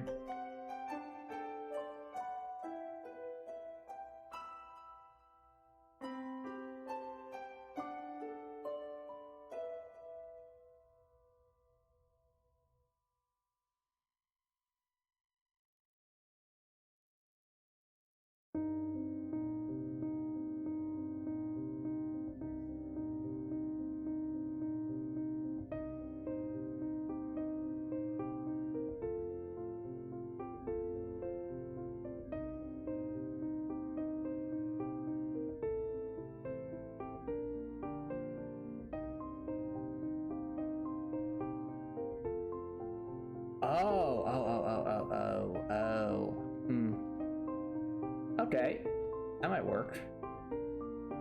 Here's a thought, chat. What we had, like, maybe like a tiny little pantry here or something like that. This could be a little kitchen area. Then down here. Well, actually, wait, what do we have on the first floor? We have stuff up here. Mostly hallways, though. Okay, well, I'm thinking, since it would kind of make sense in terms of how things flow.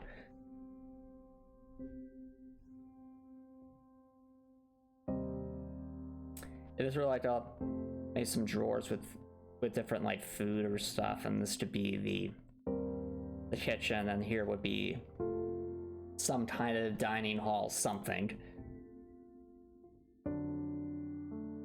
I think that would make some modicum of sense.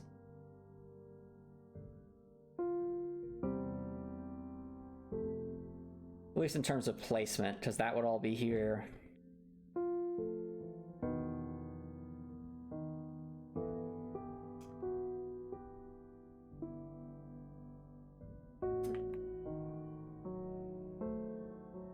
And that was all here, then this, and since these two rooms look pretty similar, I guess they could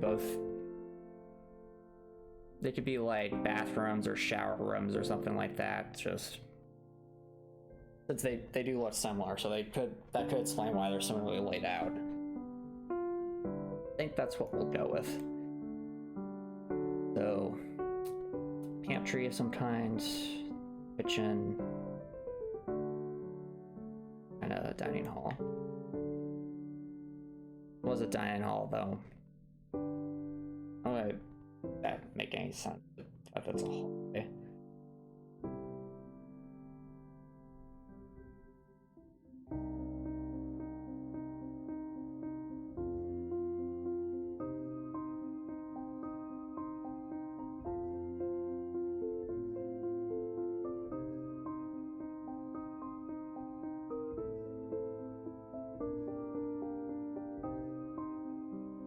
Okay, well, we definitely need to do some more tile mapping because I can't foresee myself just... We definitely don't have the tile sets to quite make what I'm envisioning here yet. So let's get to that. Start with the dining hall. We need some kind of table. And while we do have tables, I don't think they'll quite make sense since we can't jump on them.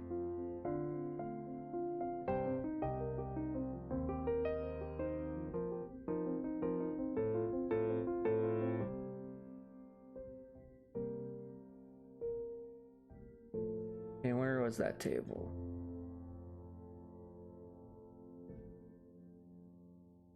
Up there it was. We have these tables, but we don't want player to jump onto them. So we need to make it seem like it's not something that the player would want to platform onto. It's just kind of there. So what I'm thinking, chat, is like some kind of side table like you'd see at a diner. Not quite as modern, but just that same kind of idea. Especially with all the limited space.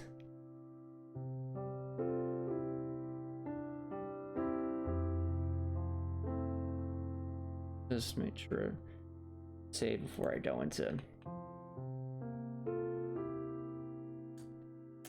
What we do is we use this as a base.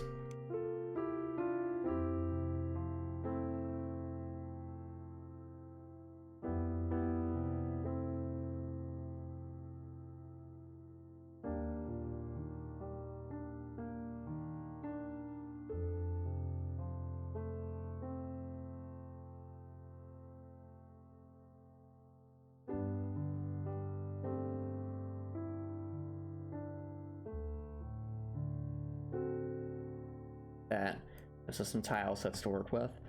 And we're going to make that smaller.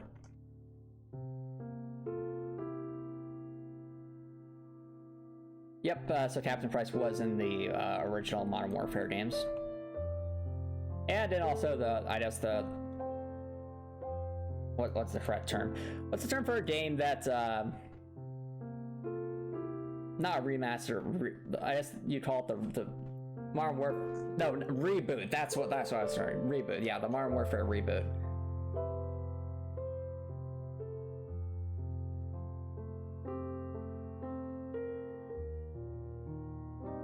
Hey, I will say this: Captain Price is an iconic character, Copper Nicholson.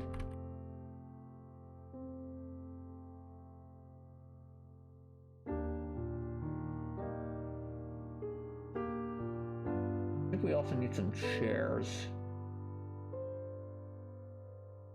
Yeah.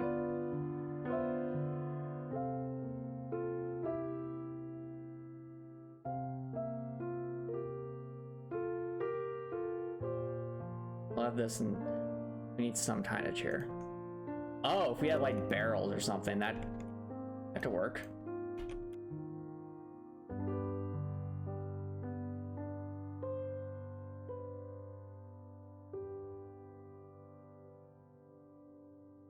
Okay.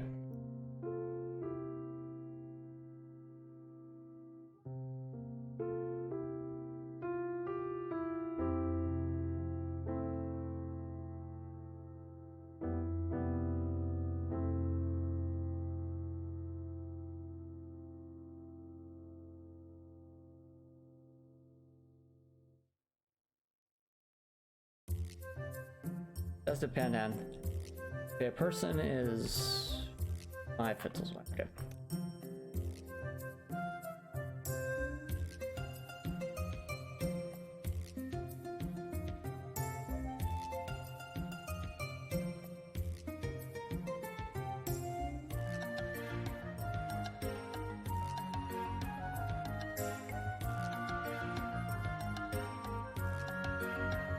Oh, actually, better yet, if we're trying to get super utilitarian here, these should just be like logs.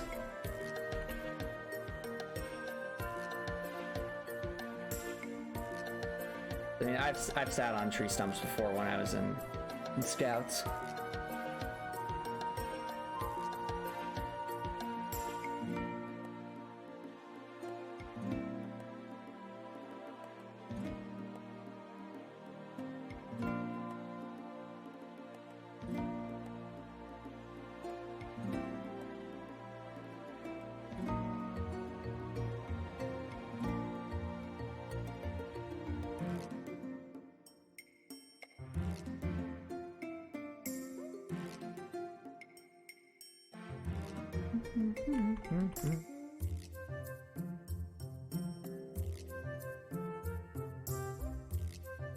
What a log looks like.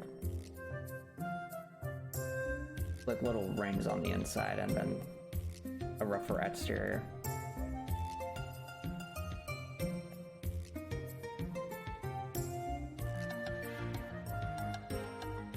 Probably darken this a bit first.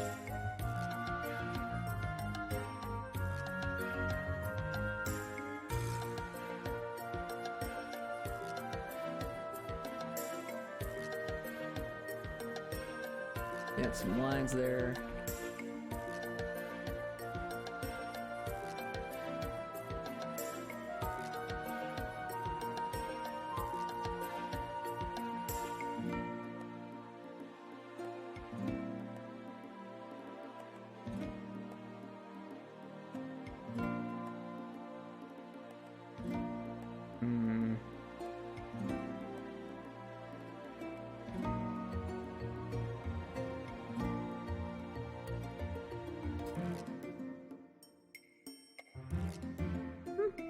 I'm somewhat interested in Chopper Nicholson in Spider-Man.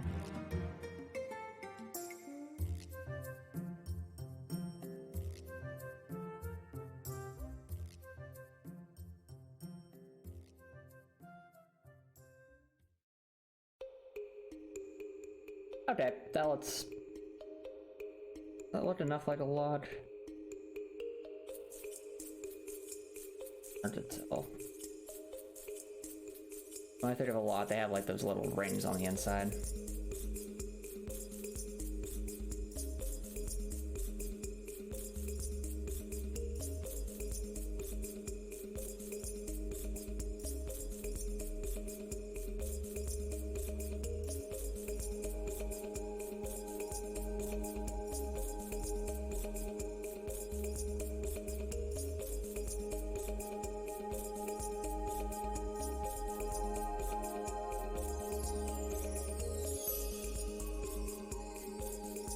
Oh, okay, there we go. That kind of looks more like a log.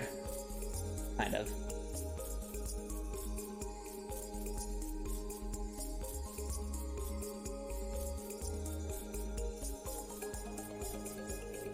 Oh, I do cover Nicholson. It's just I haven't watched too many movies outside of home in general as of late.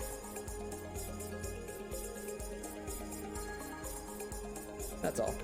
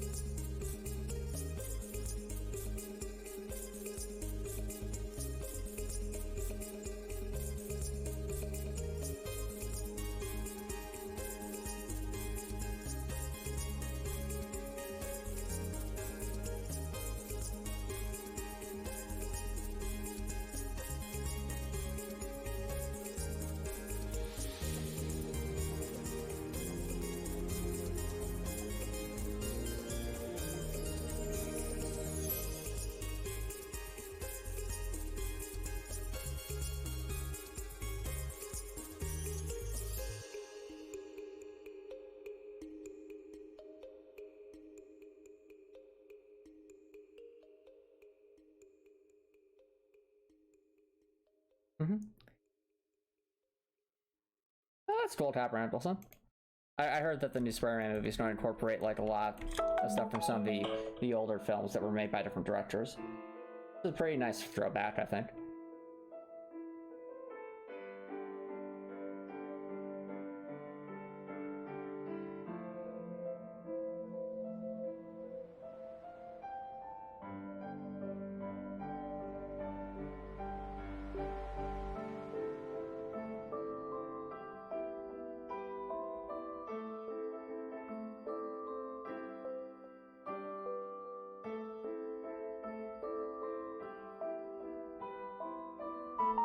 Alright, chat.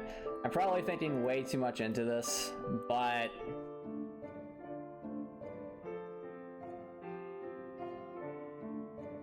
which do you think looks better here? We have LOD without... oh, here.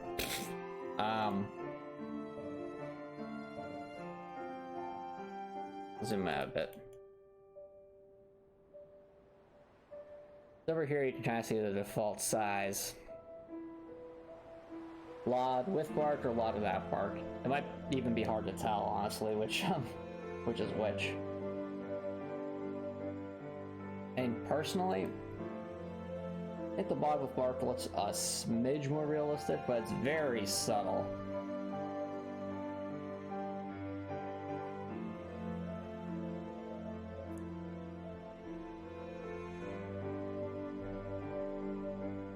Also thinking these might be a little too small to qualify as seats, so let's rectify that.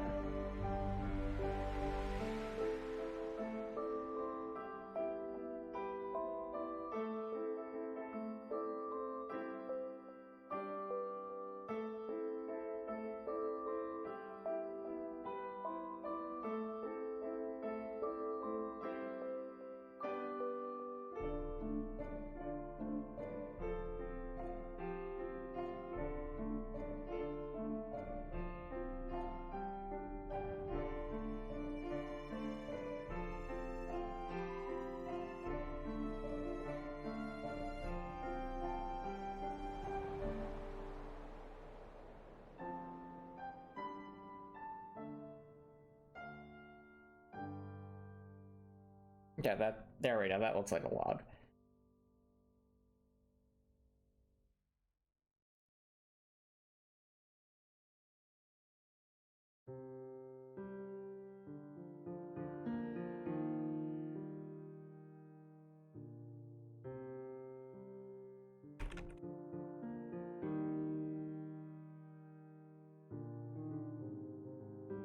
Easily do something like that.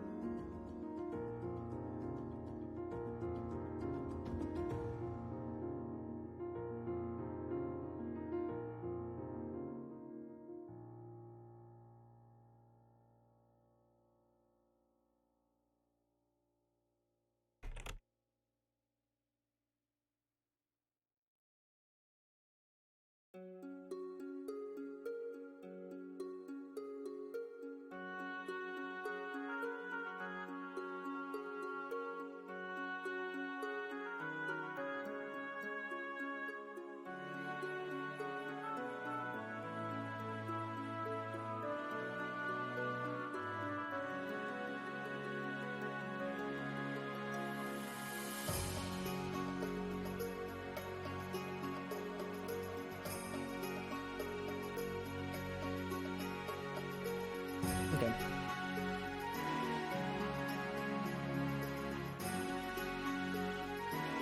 Well, sometimes it do be like that, Copper Nicholson. It depends on how hard of a workout you did, but that's, you know, in general you want to feel that soreness because it means that you're getting stronger.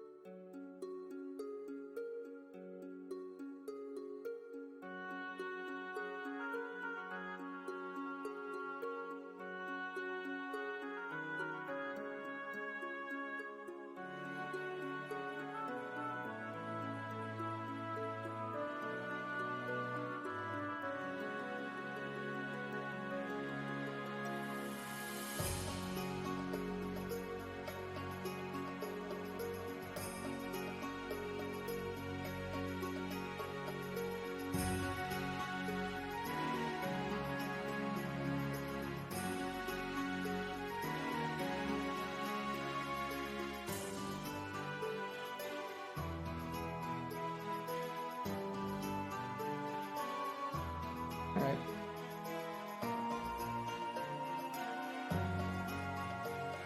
That's what I'll do in terms of side table.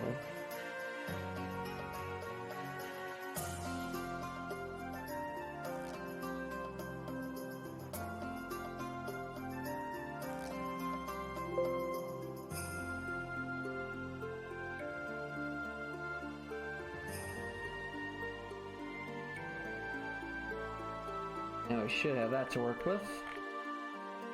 Okay. See how this looks.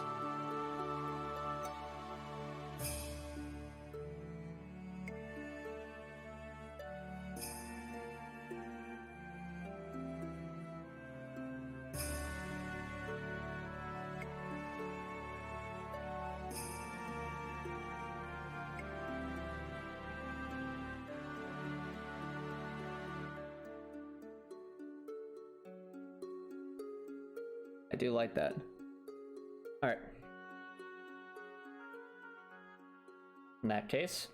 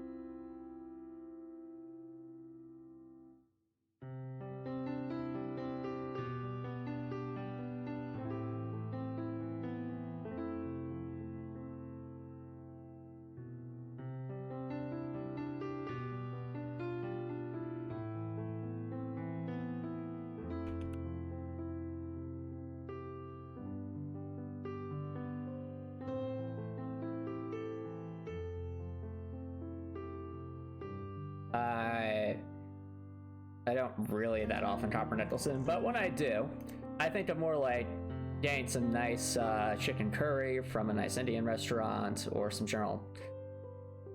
kung pao chicken from a Chinese restaurant, or a really good burger from Red Robin. Those are the things I usually think of, Copper Nicholson.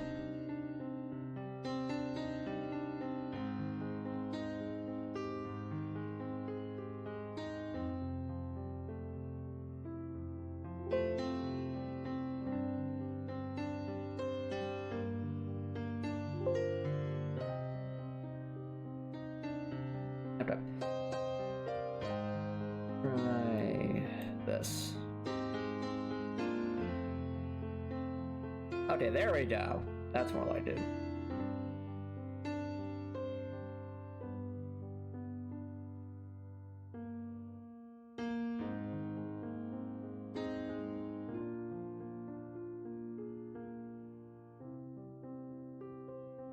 What we want is there.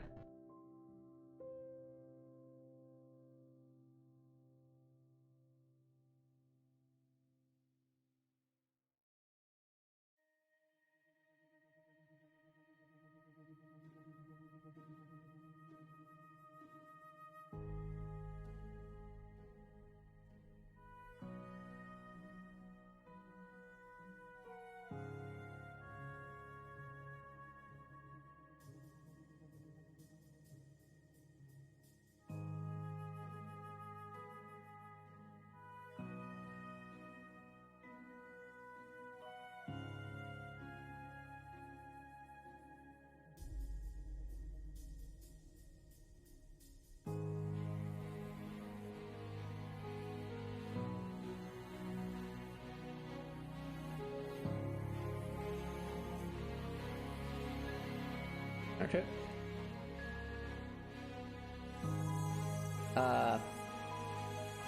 Not really with bacon, not my thing, Copper Nicholson. So the things I usually get from Red Robin are either the Burning Love or the Whiskey River Barbecue Burger. So what about you, Copper Nicholson?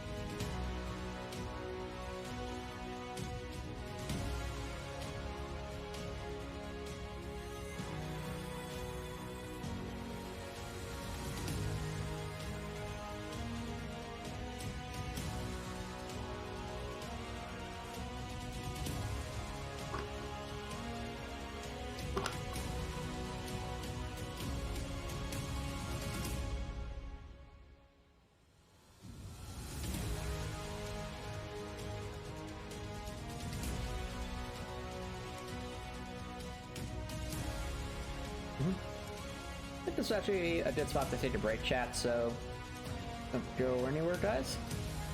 I will be right back.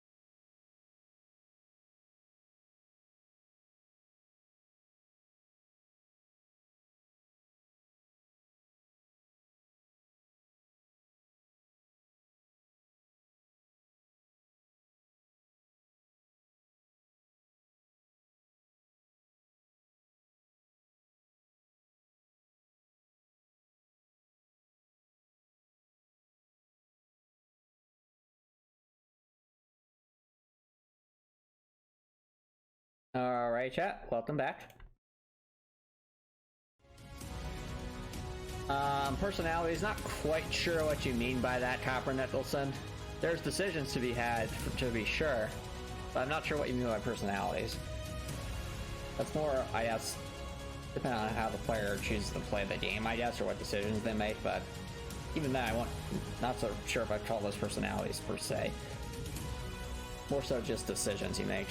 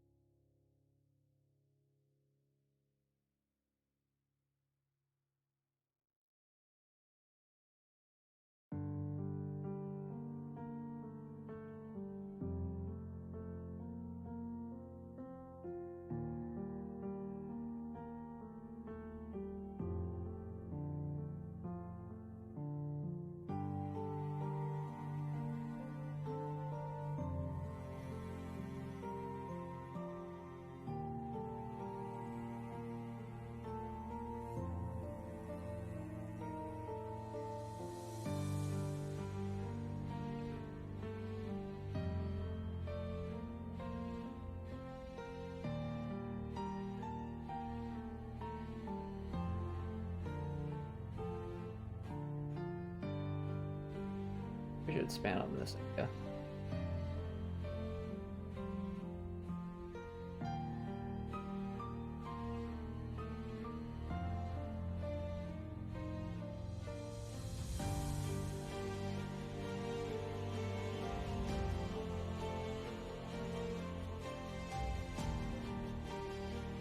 No, Copper Nicholson.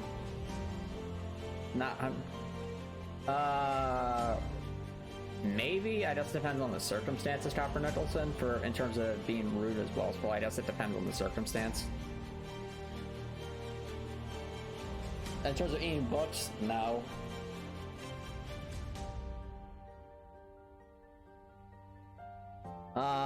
Well, I will. The dialogue options I've added for Heartwell, for the most part, feel, I guess, more in character than just, oh, I want to sound silly here, or I want to sound serious here. It feels a little bit different than that, though I can't really explain that well without showing you what the decisions are so far, or what dialogue decisions are available in the game at the moment.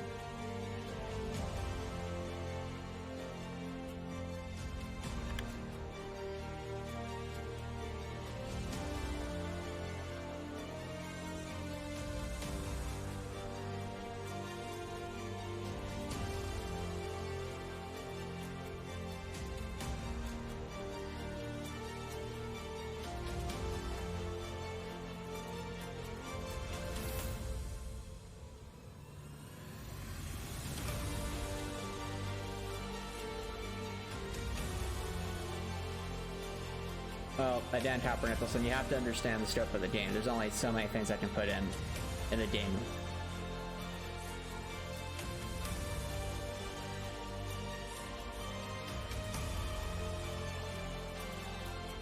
And you also have to recognize that I'm one person, so I have to work within my means. I think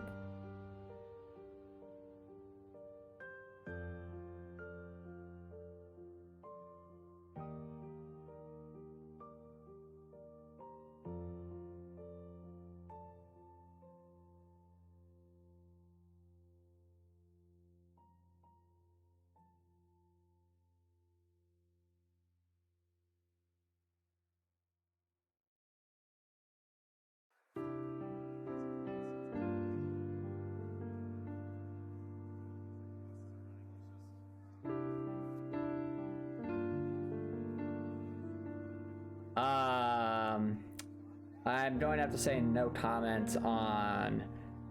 for the first question, no. Second question, no comment.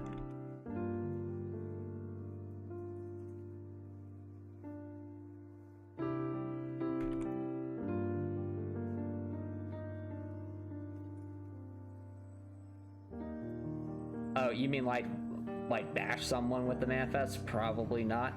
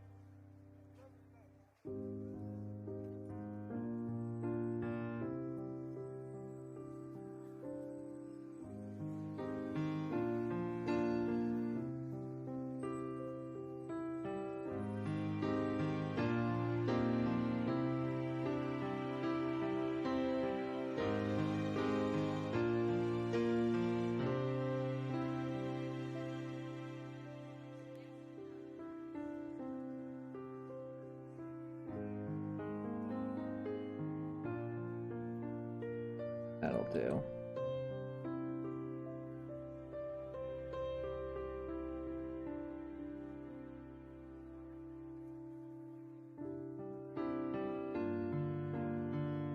All right, that works.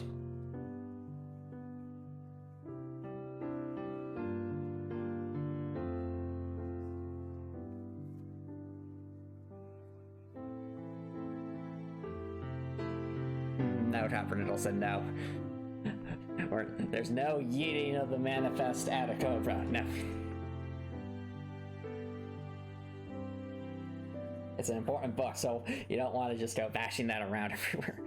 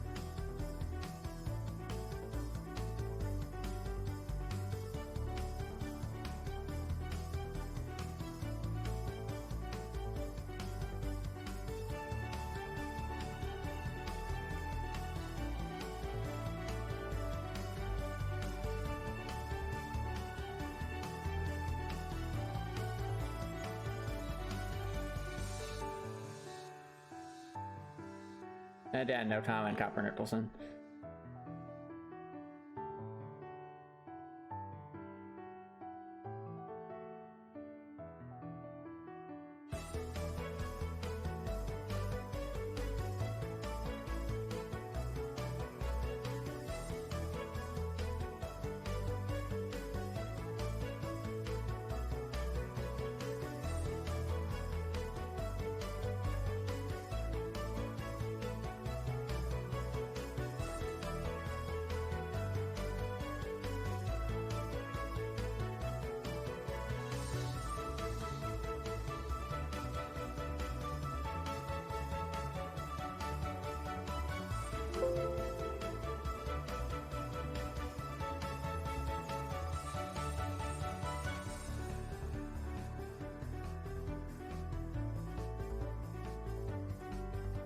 They're saying, why do I need to do that? Well, just to make sure we have our... Oh.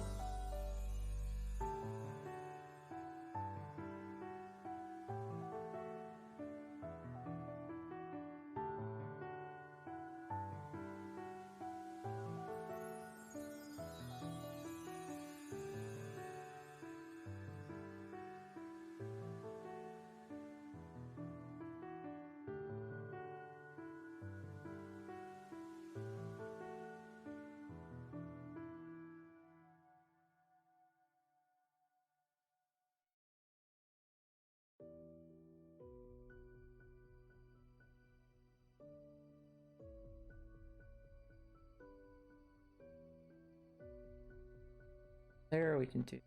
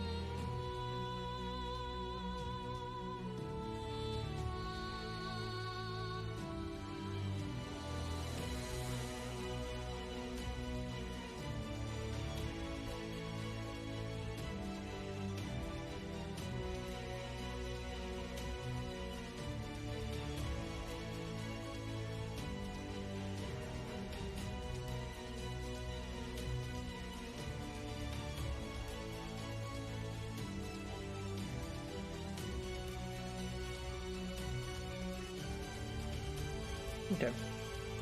That'll do for getting that started.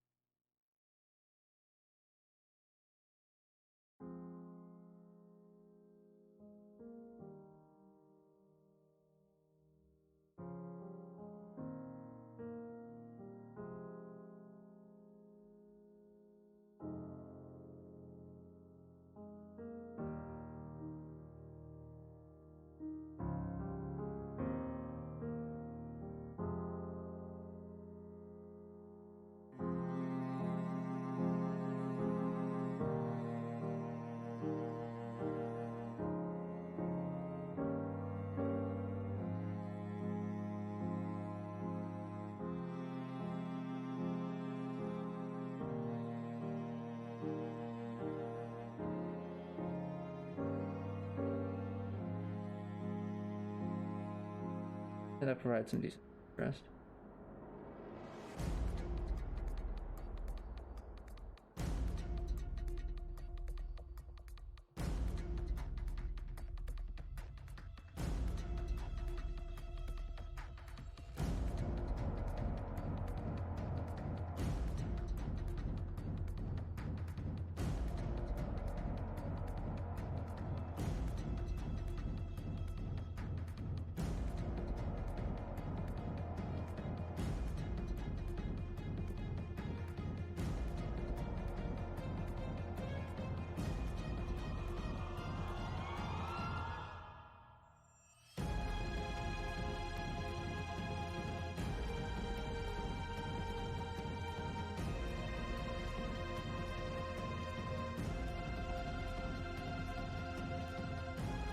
Okay. Put that there. That work.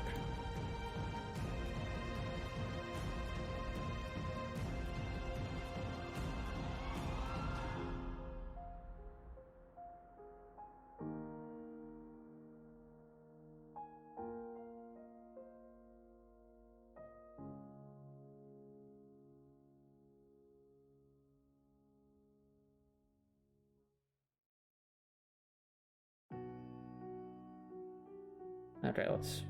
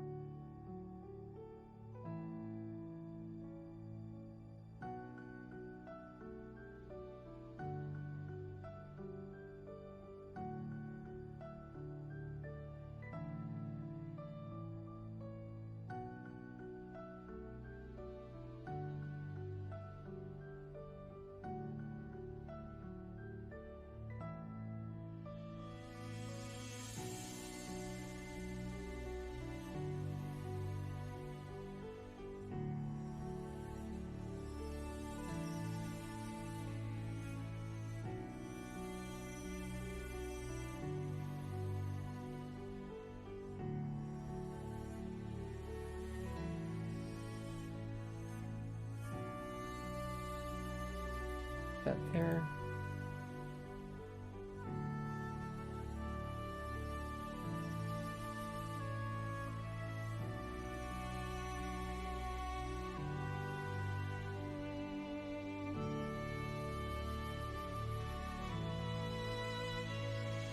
Right now we're just drawing I guess I'll call this a mess hall of sorts.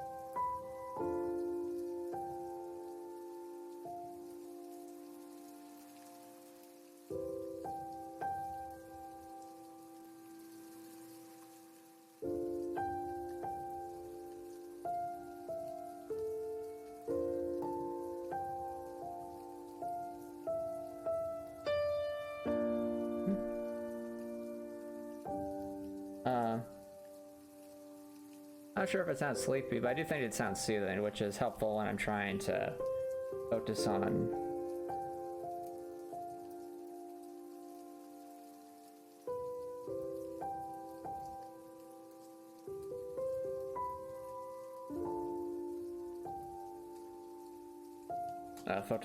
drawing stuff.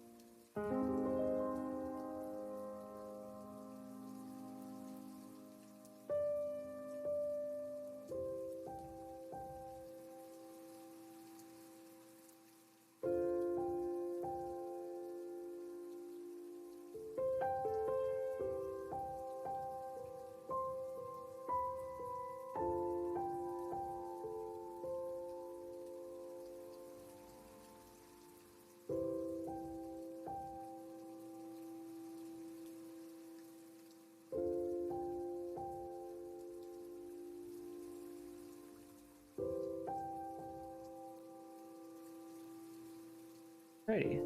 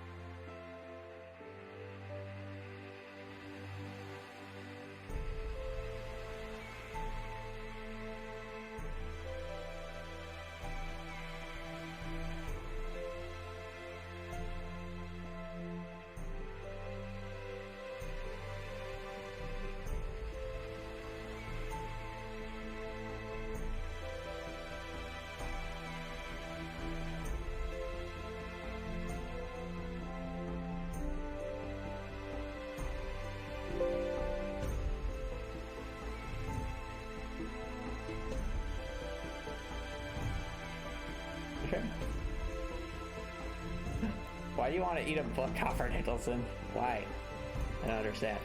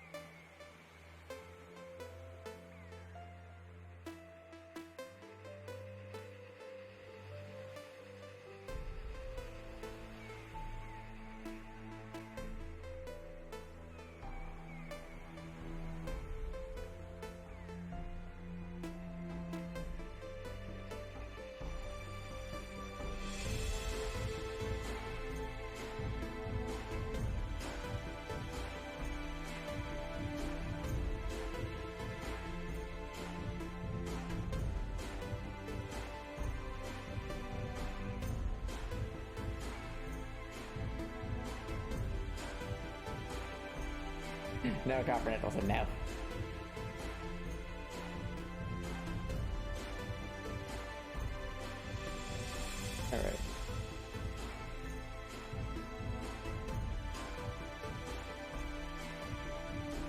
by the way, Breckler, if you're still there, how goes the consumable item or redesign effort?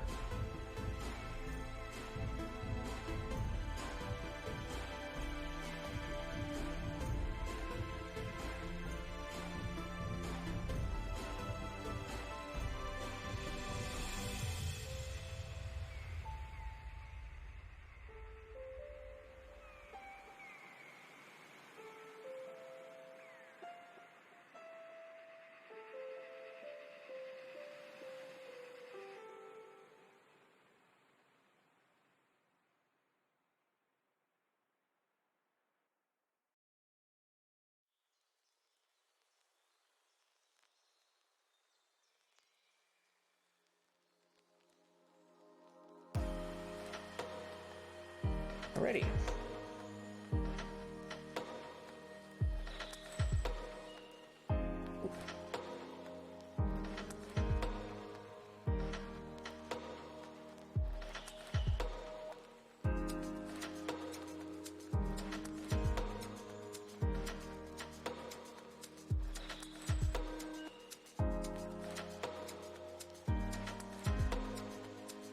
All right. I'll tell you the truth. Could be because you worked out Copper Nicholson. It could also be that maybe the food just hasn't digested yet. Could be any variety of reasons.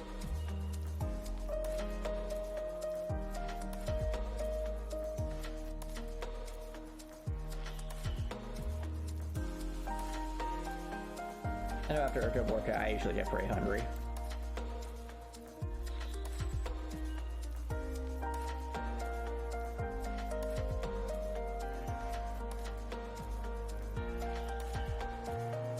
Remember all the happy times we had?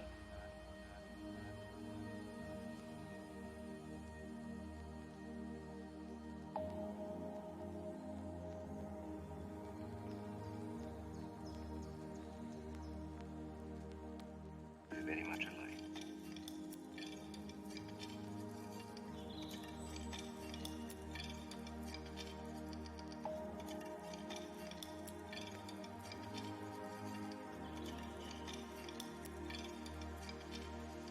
Remember all the happy times we had?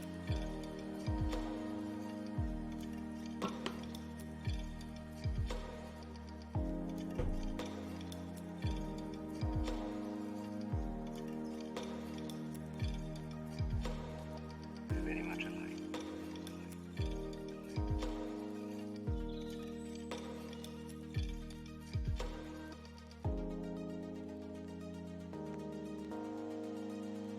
All right. I'll tell you the truth.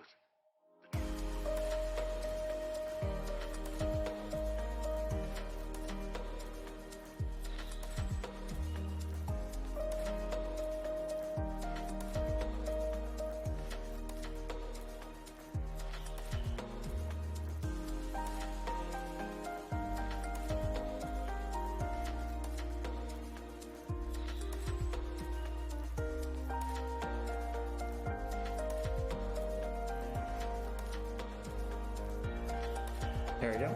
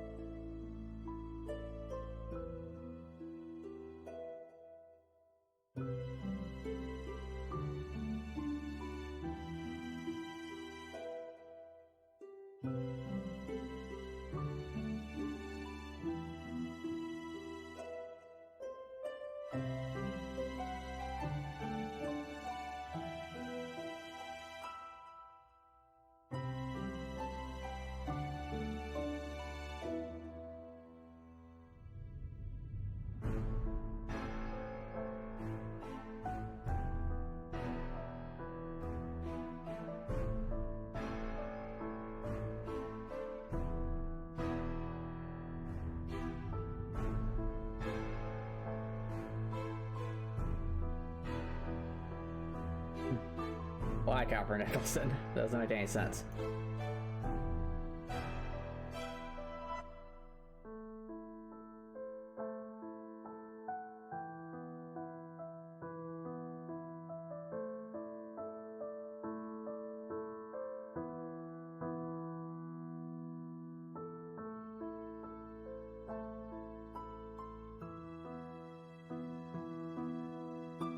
Well,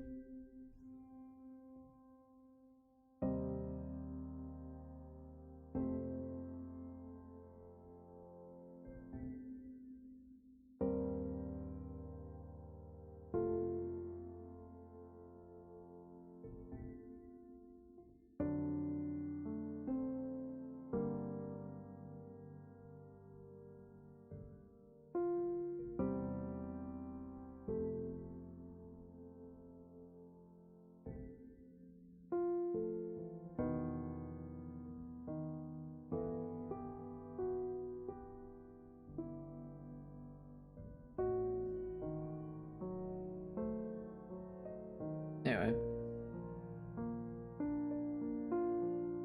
I was looking at this and thinking, like, does this little section here really need to be that windy and S-shaped flick? And from what I can tell from this side, probably not. So it more sense from an architectural standpoint. I'm saying that knowing that this is a fictional location, but still, it's...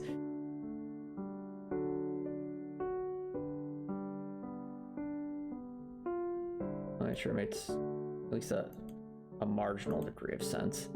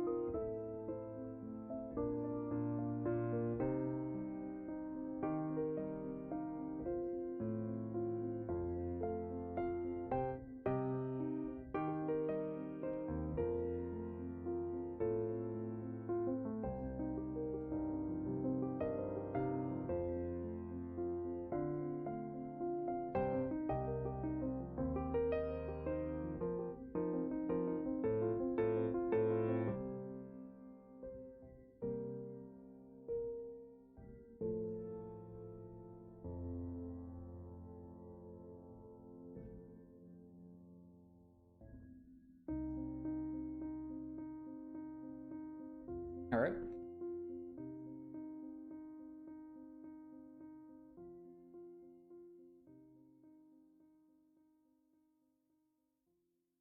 Put that there.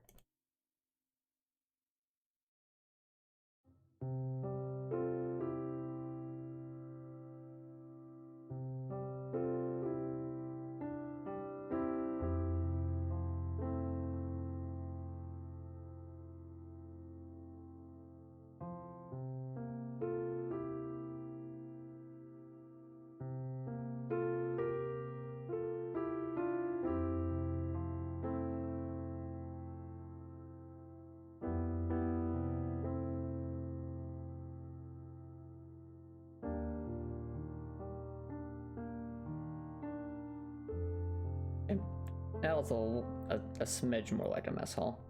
Just a smidge.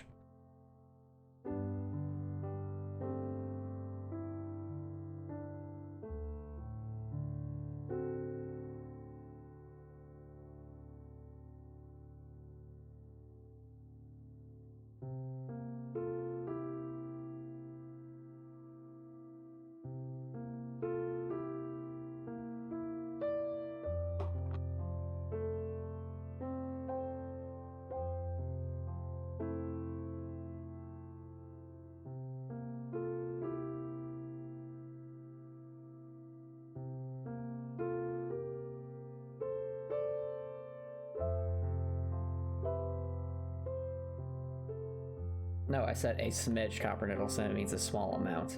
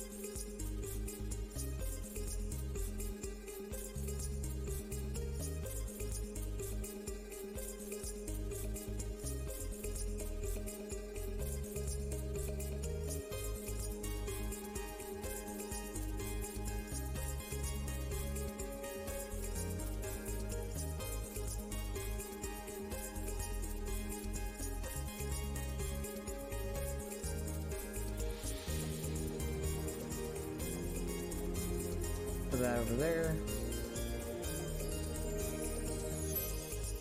Go from there.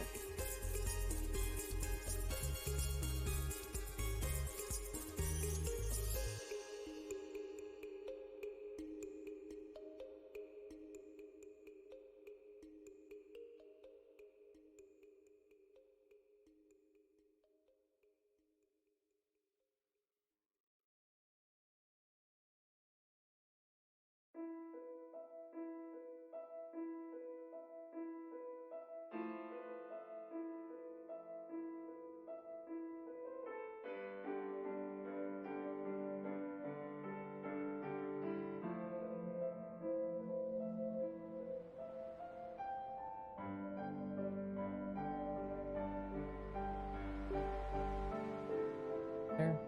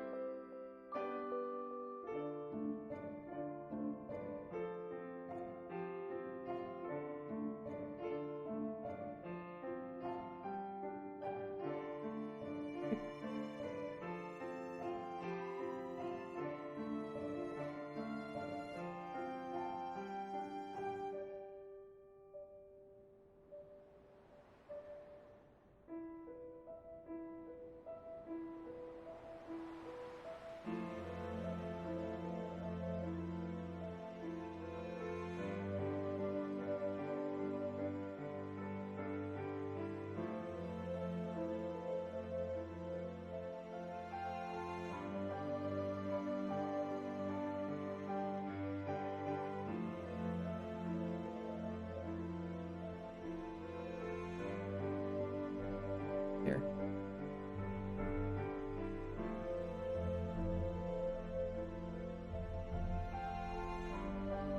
There.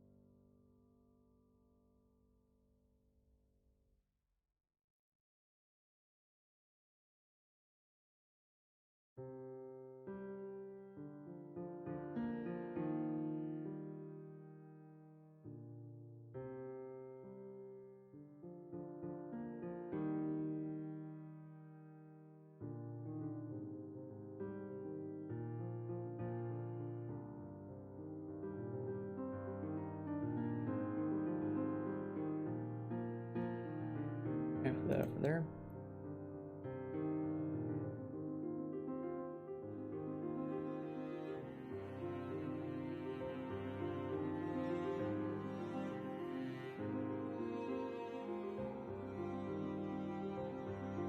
Put that over here.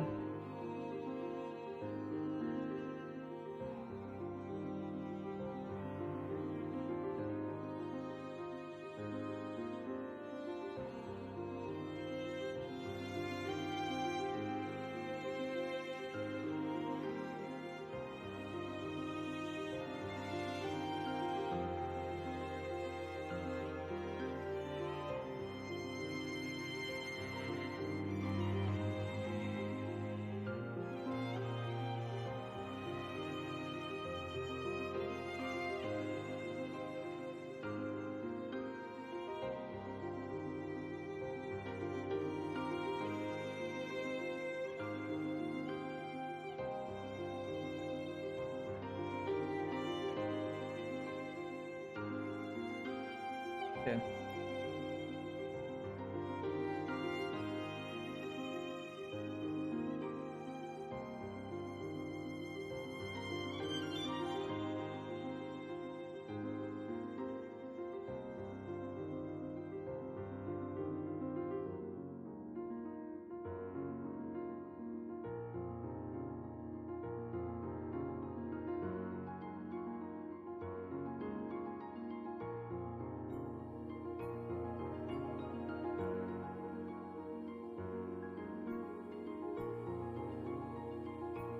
there.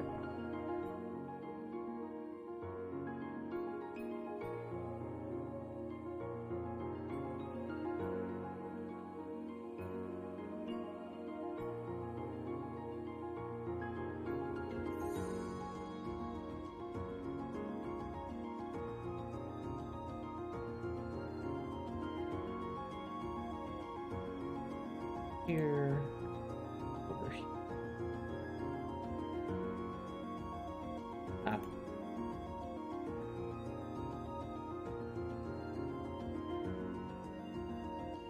I mean, you're tired, Copper Knuckles, and I understand if you sign off and get a nice rest. Sleep's important.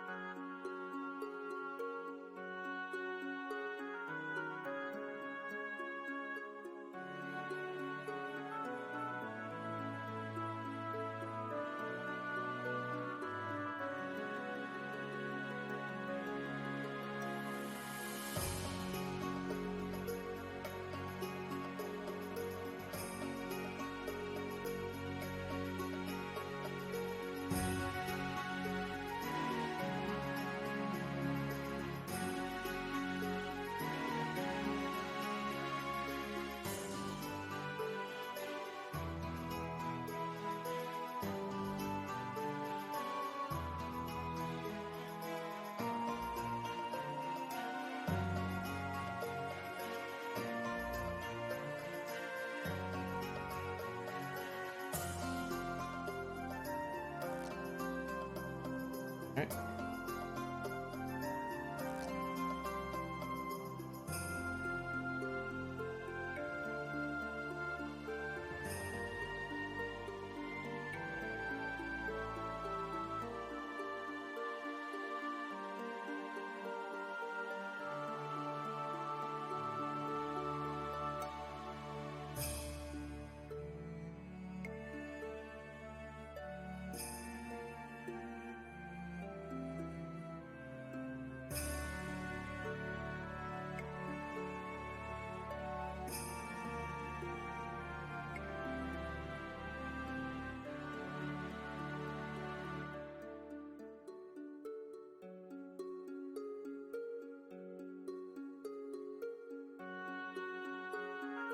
Alright.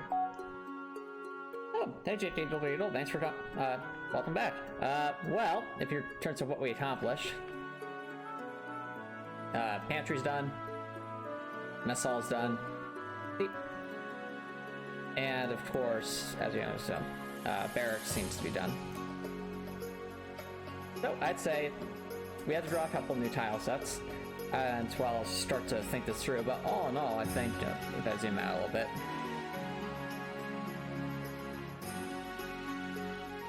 There's obviously still more to do, but at least we can see like this decorating is starting to make the dungeon feel a little more like a dungeon, less like a map. so yeah. No, see, it is a little... Okay, a bit past the 3-hour mark, and I'm noticing myself start to fade as well. There's still plenty more to draw here, but I feel like if we... I feel like that we're probably approaching a good spot to wrap things up, so I'll finish this part here and move from there.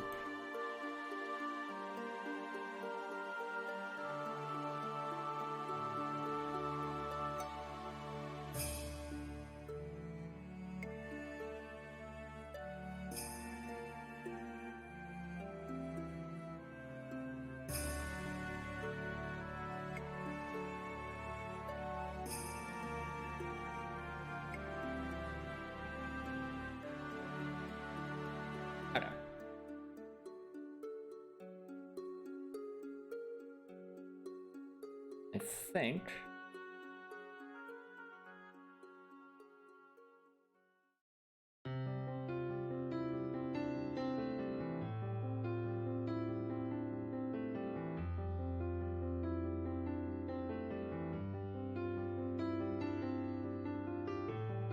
I think Copper Nicholson says stuff like this when it's the end of a stream.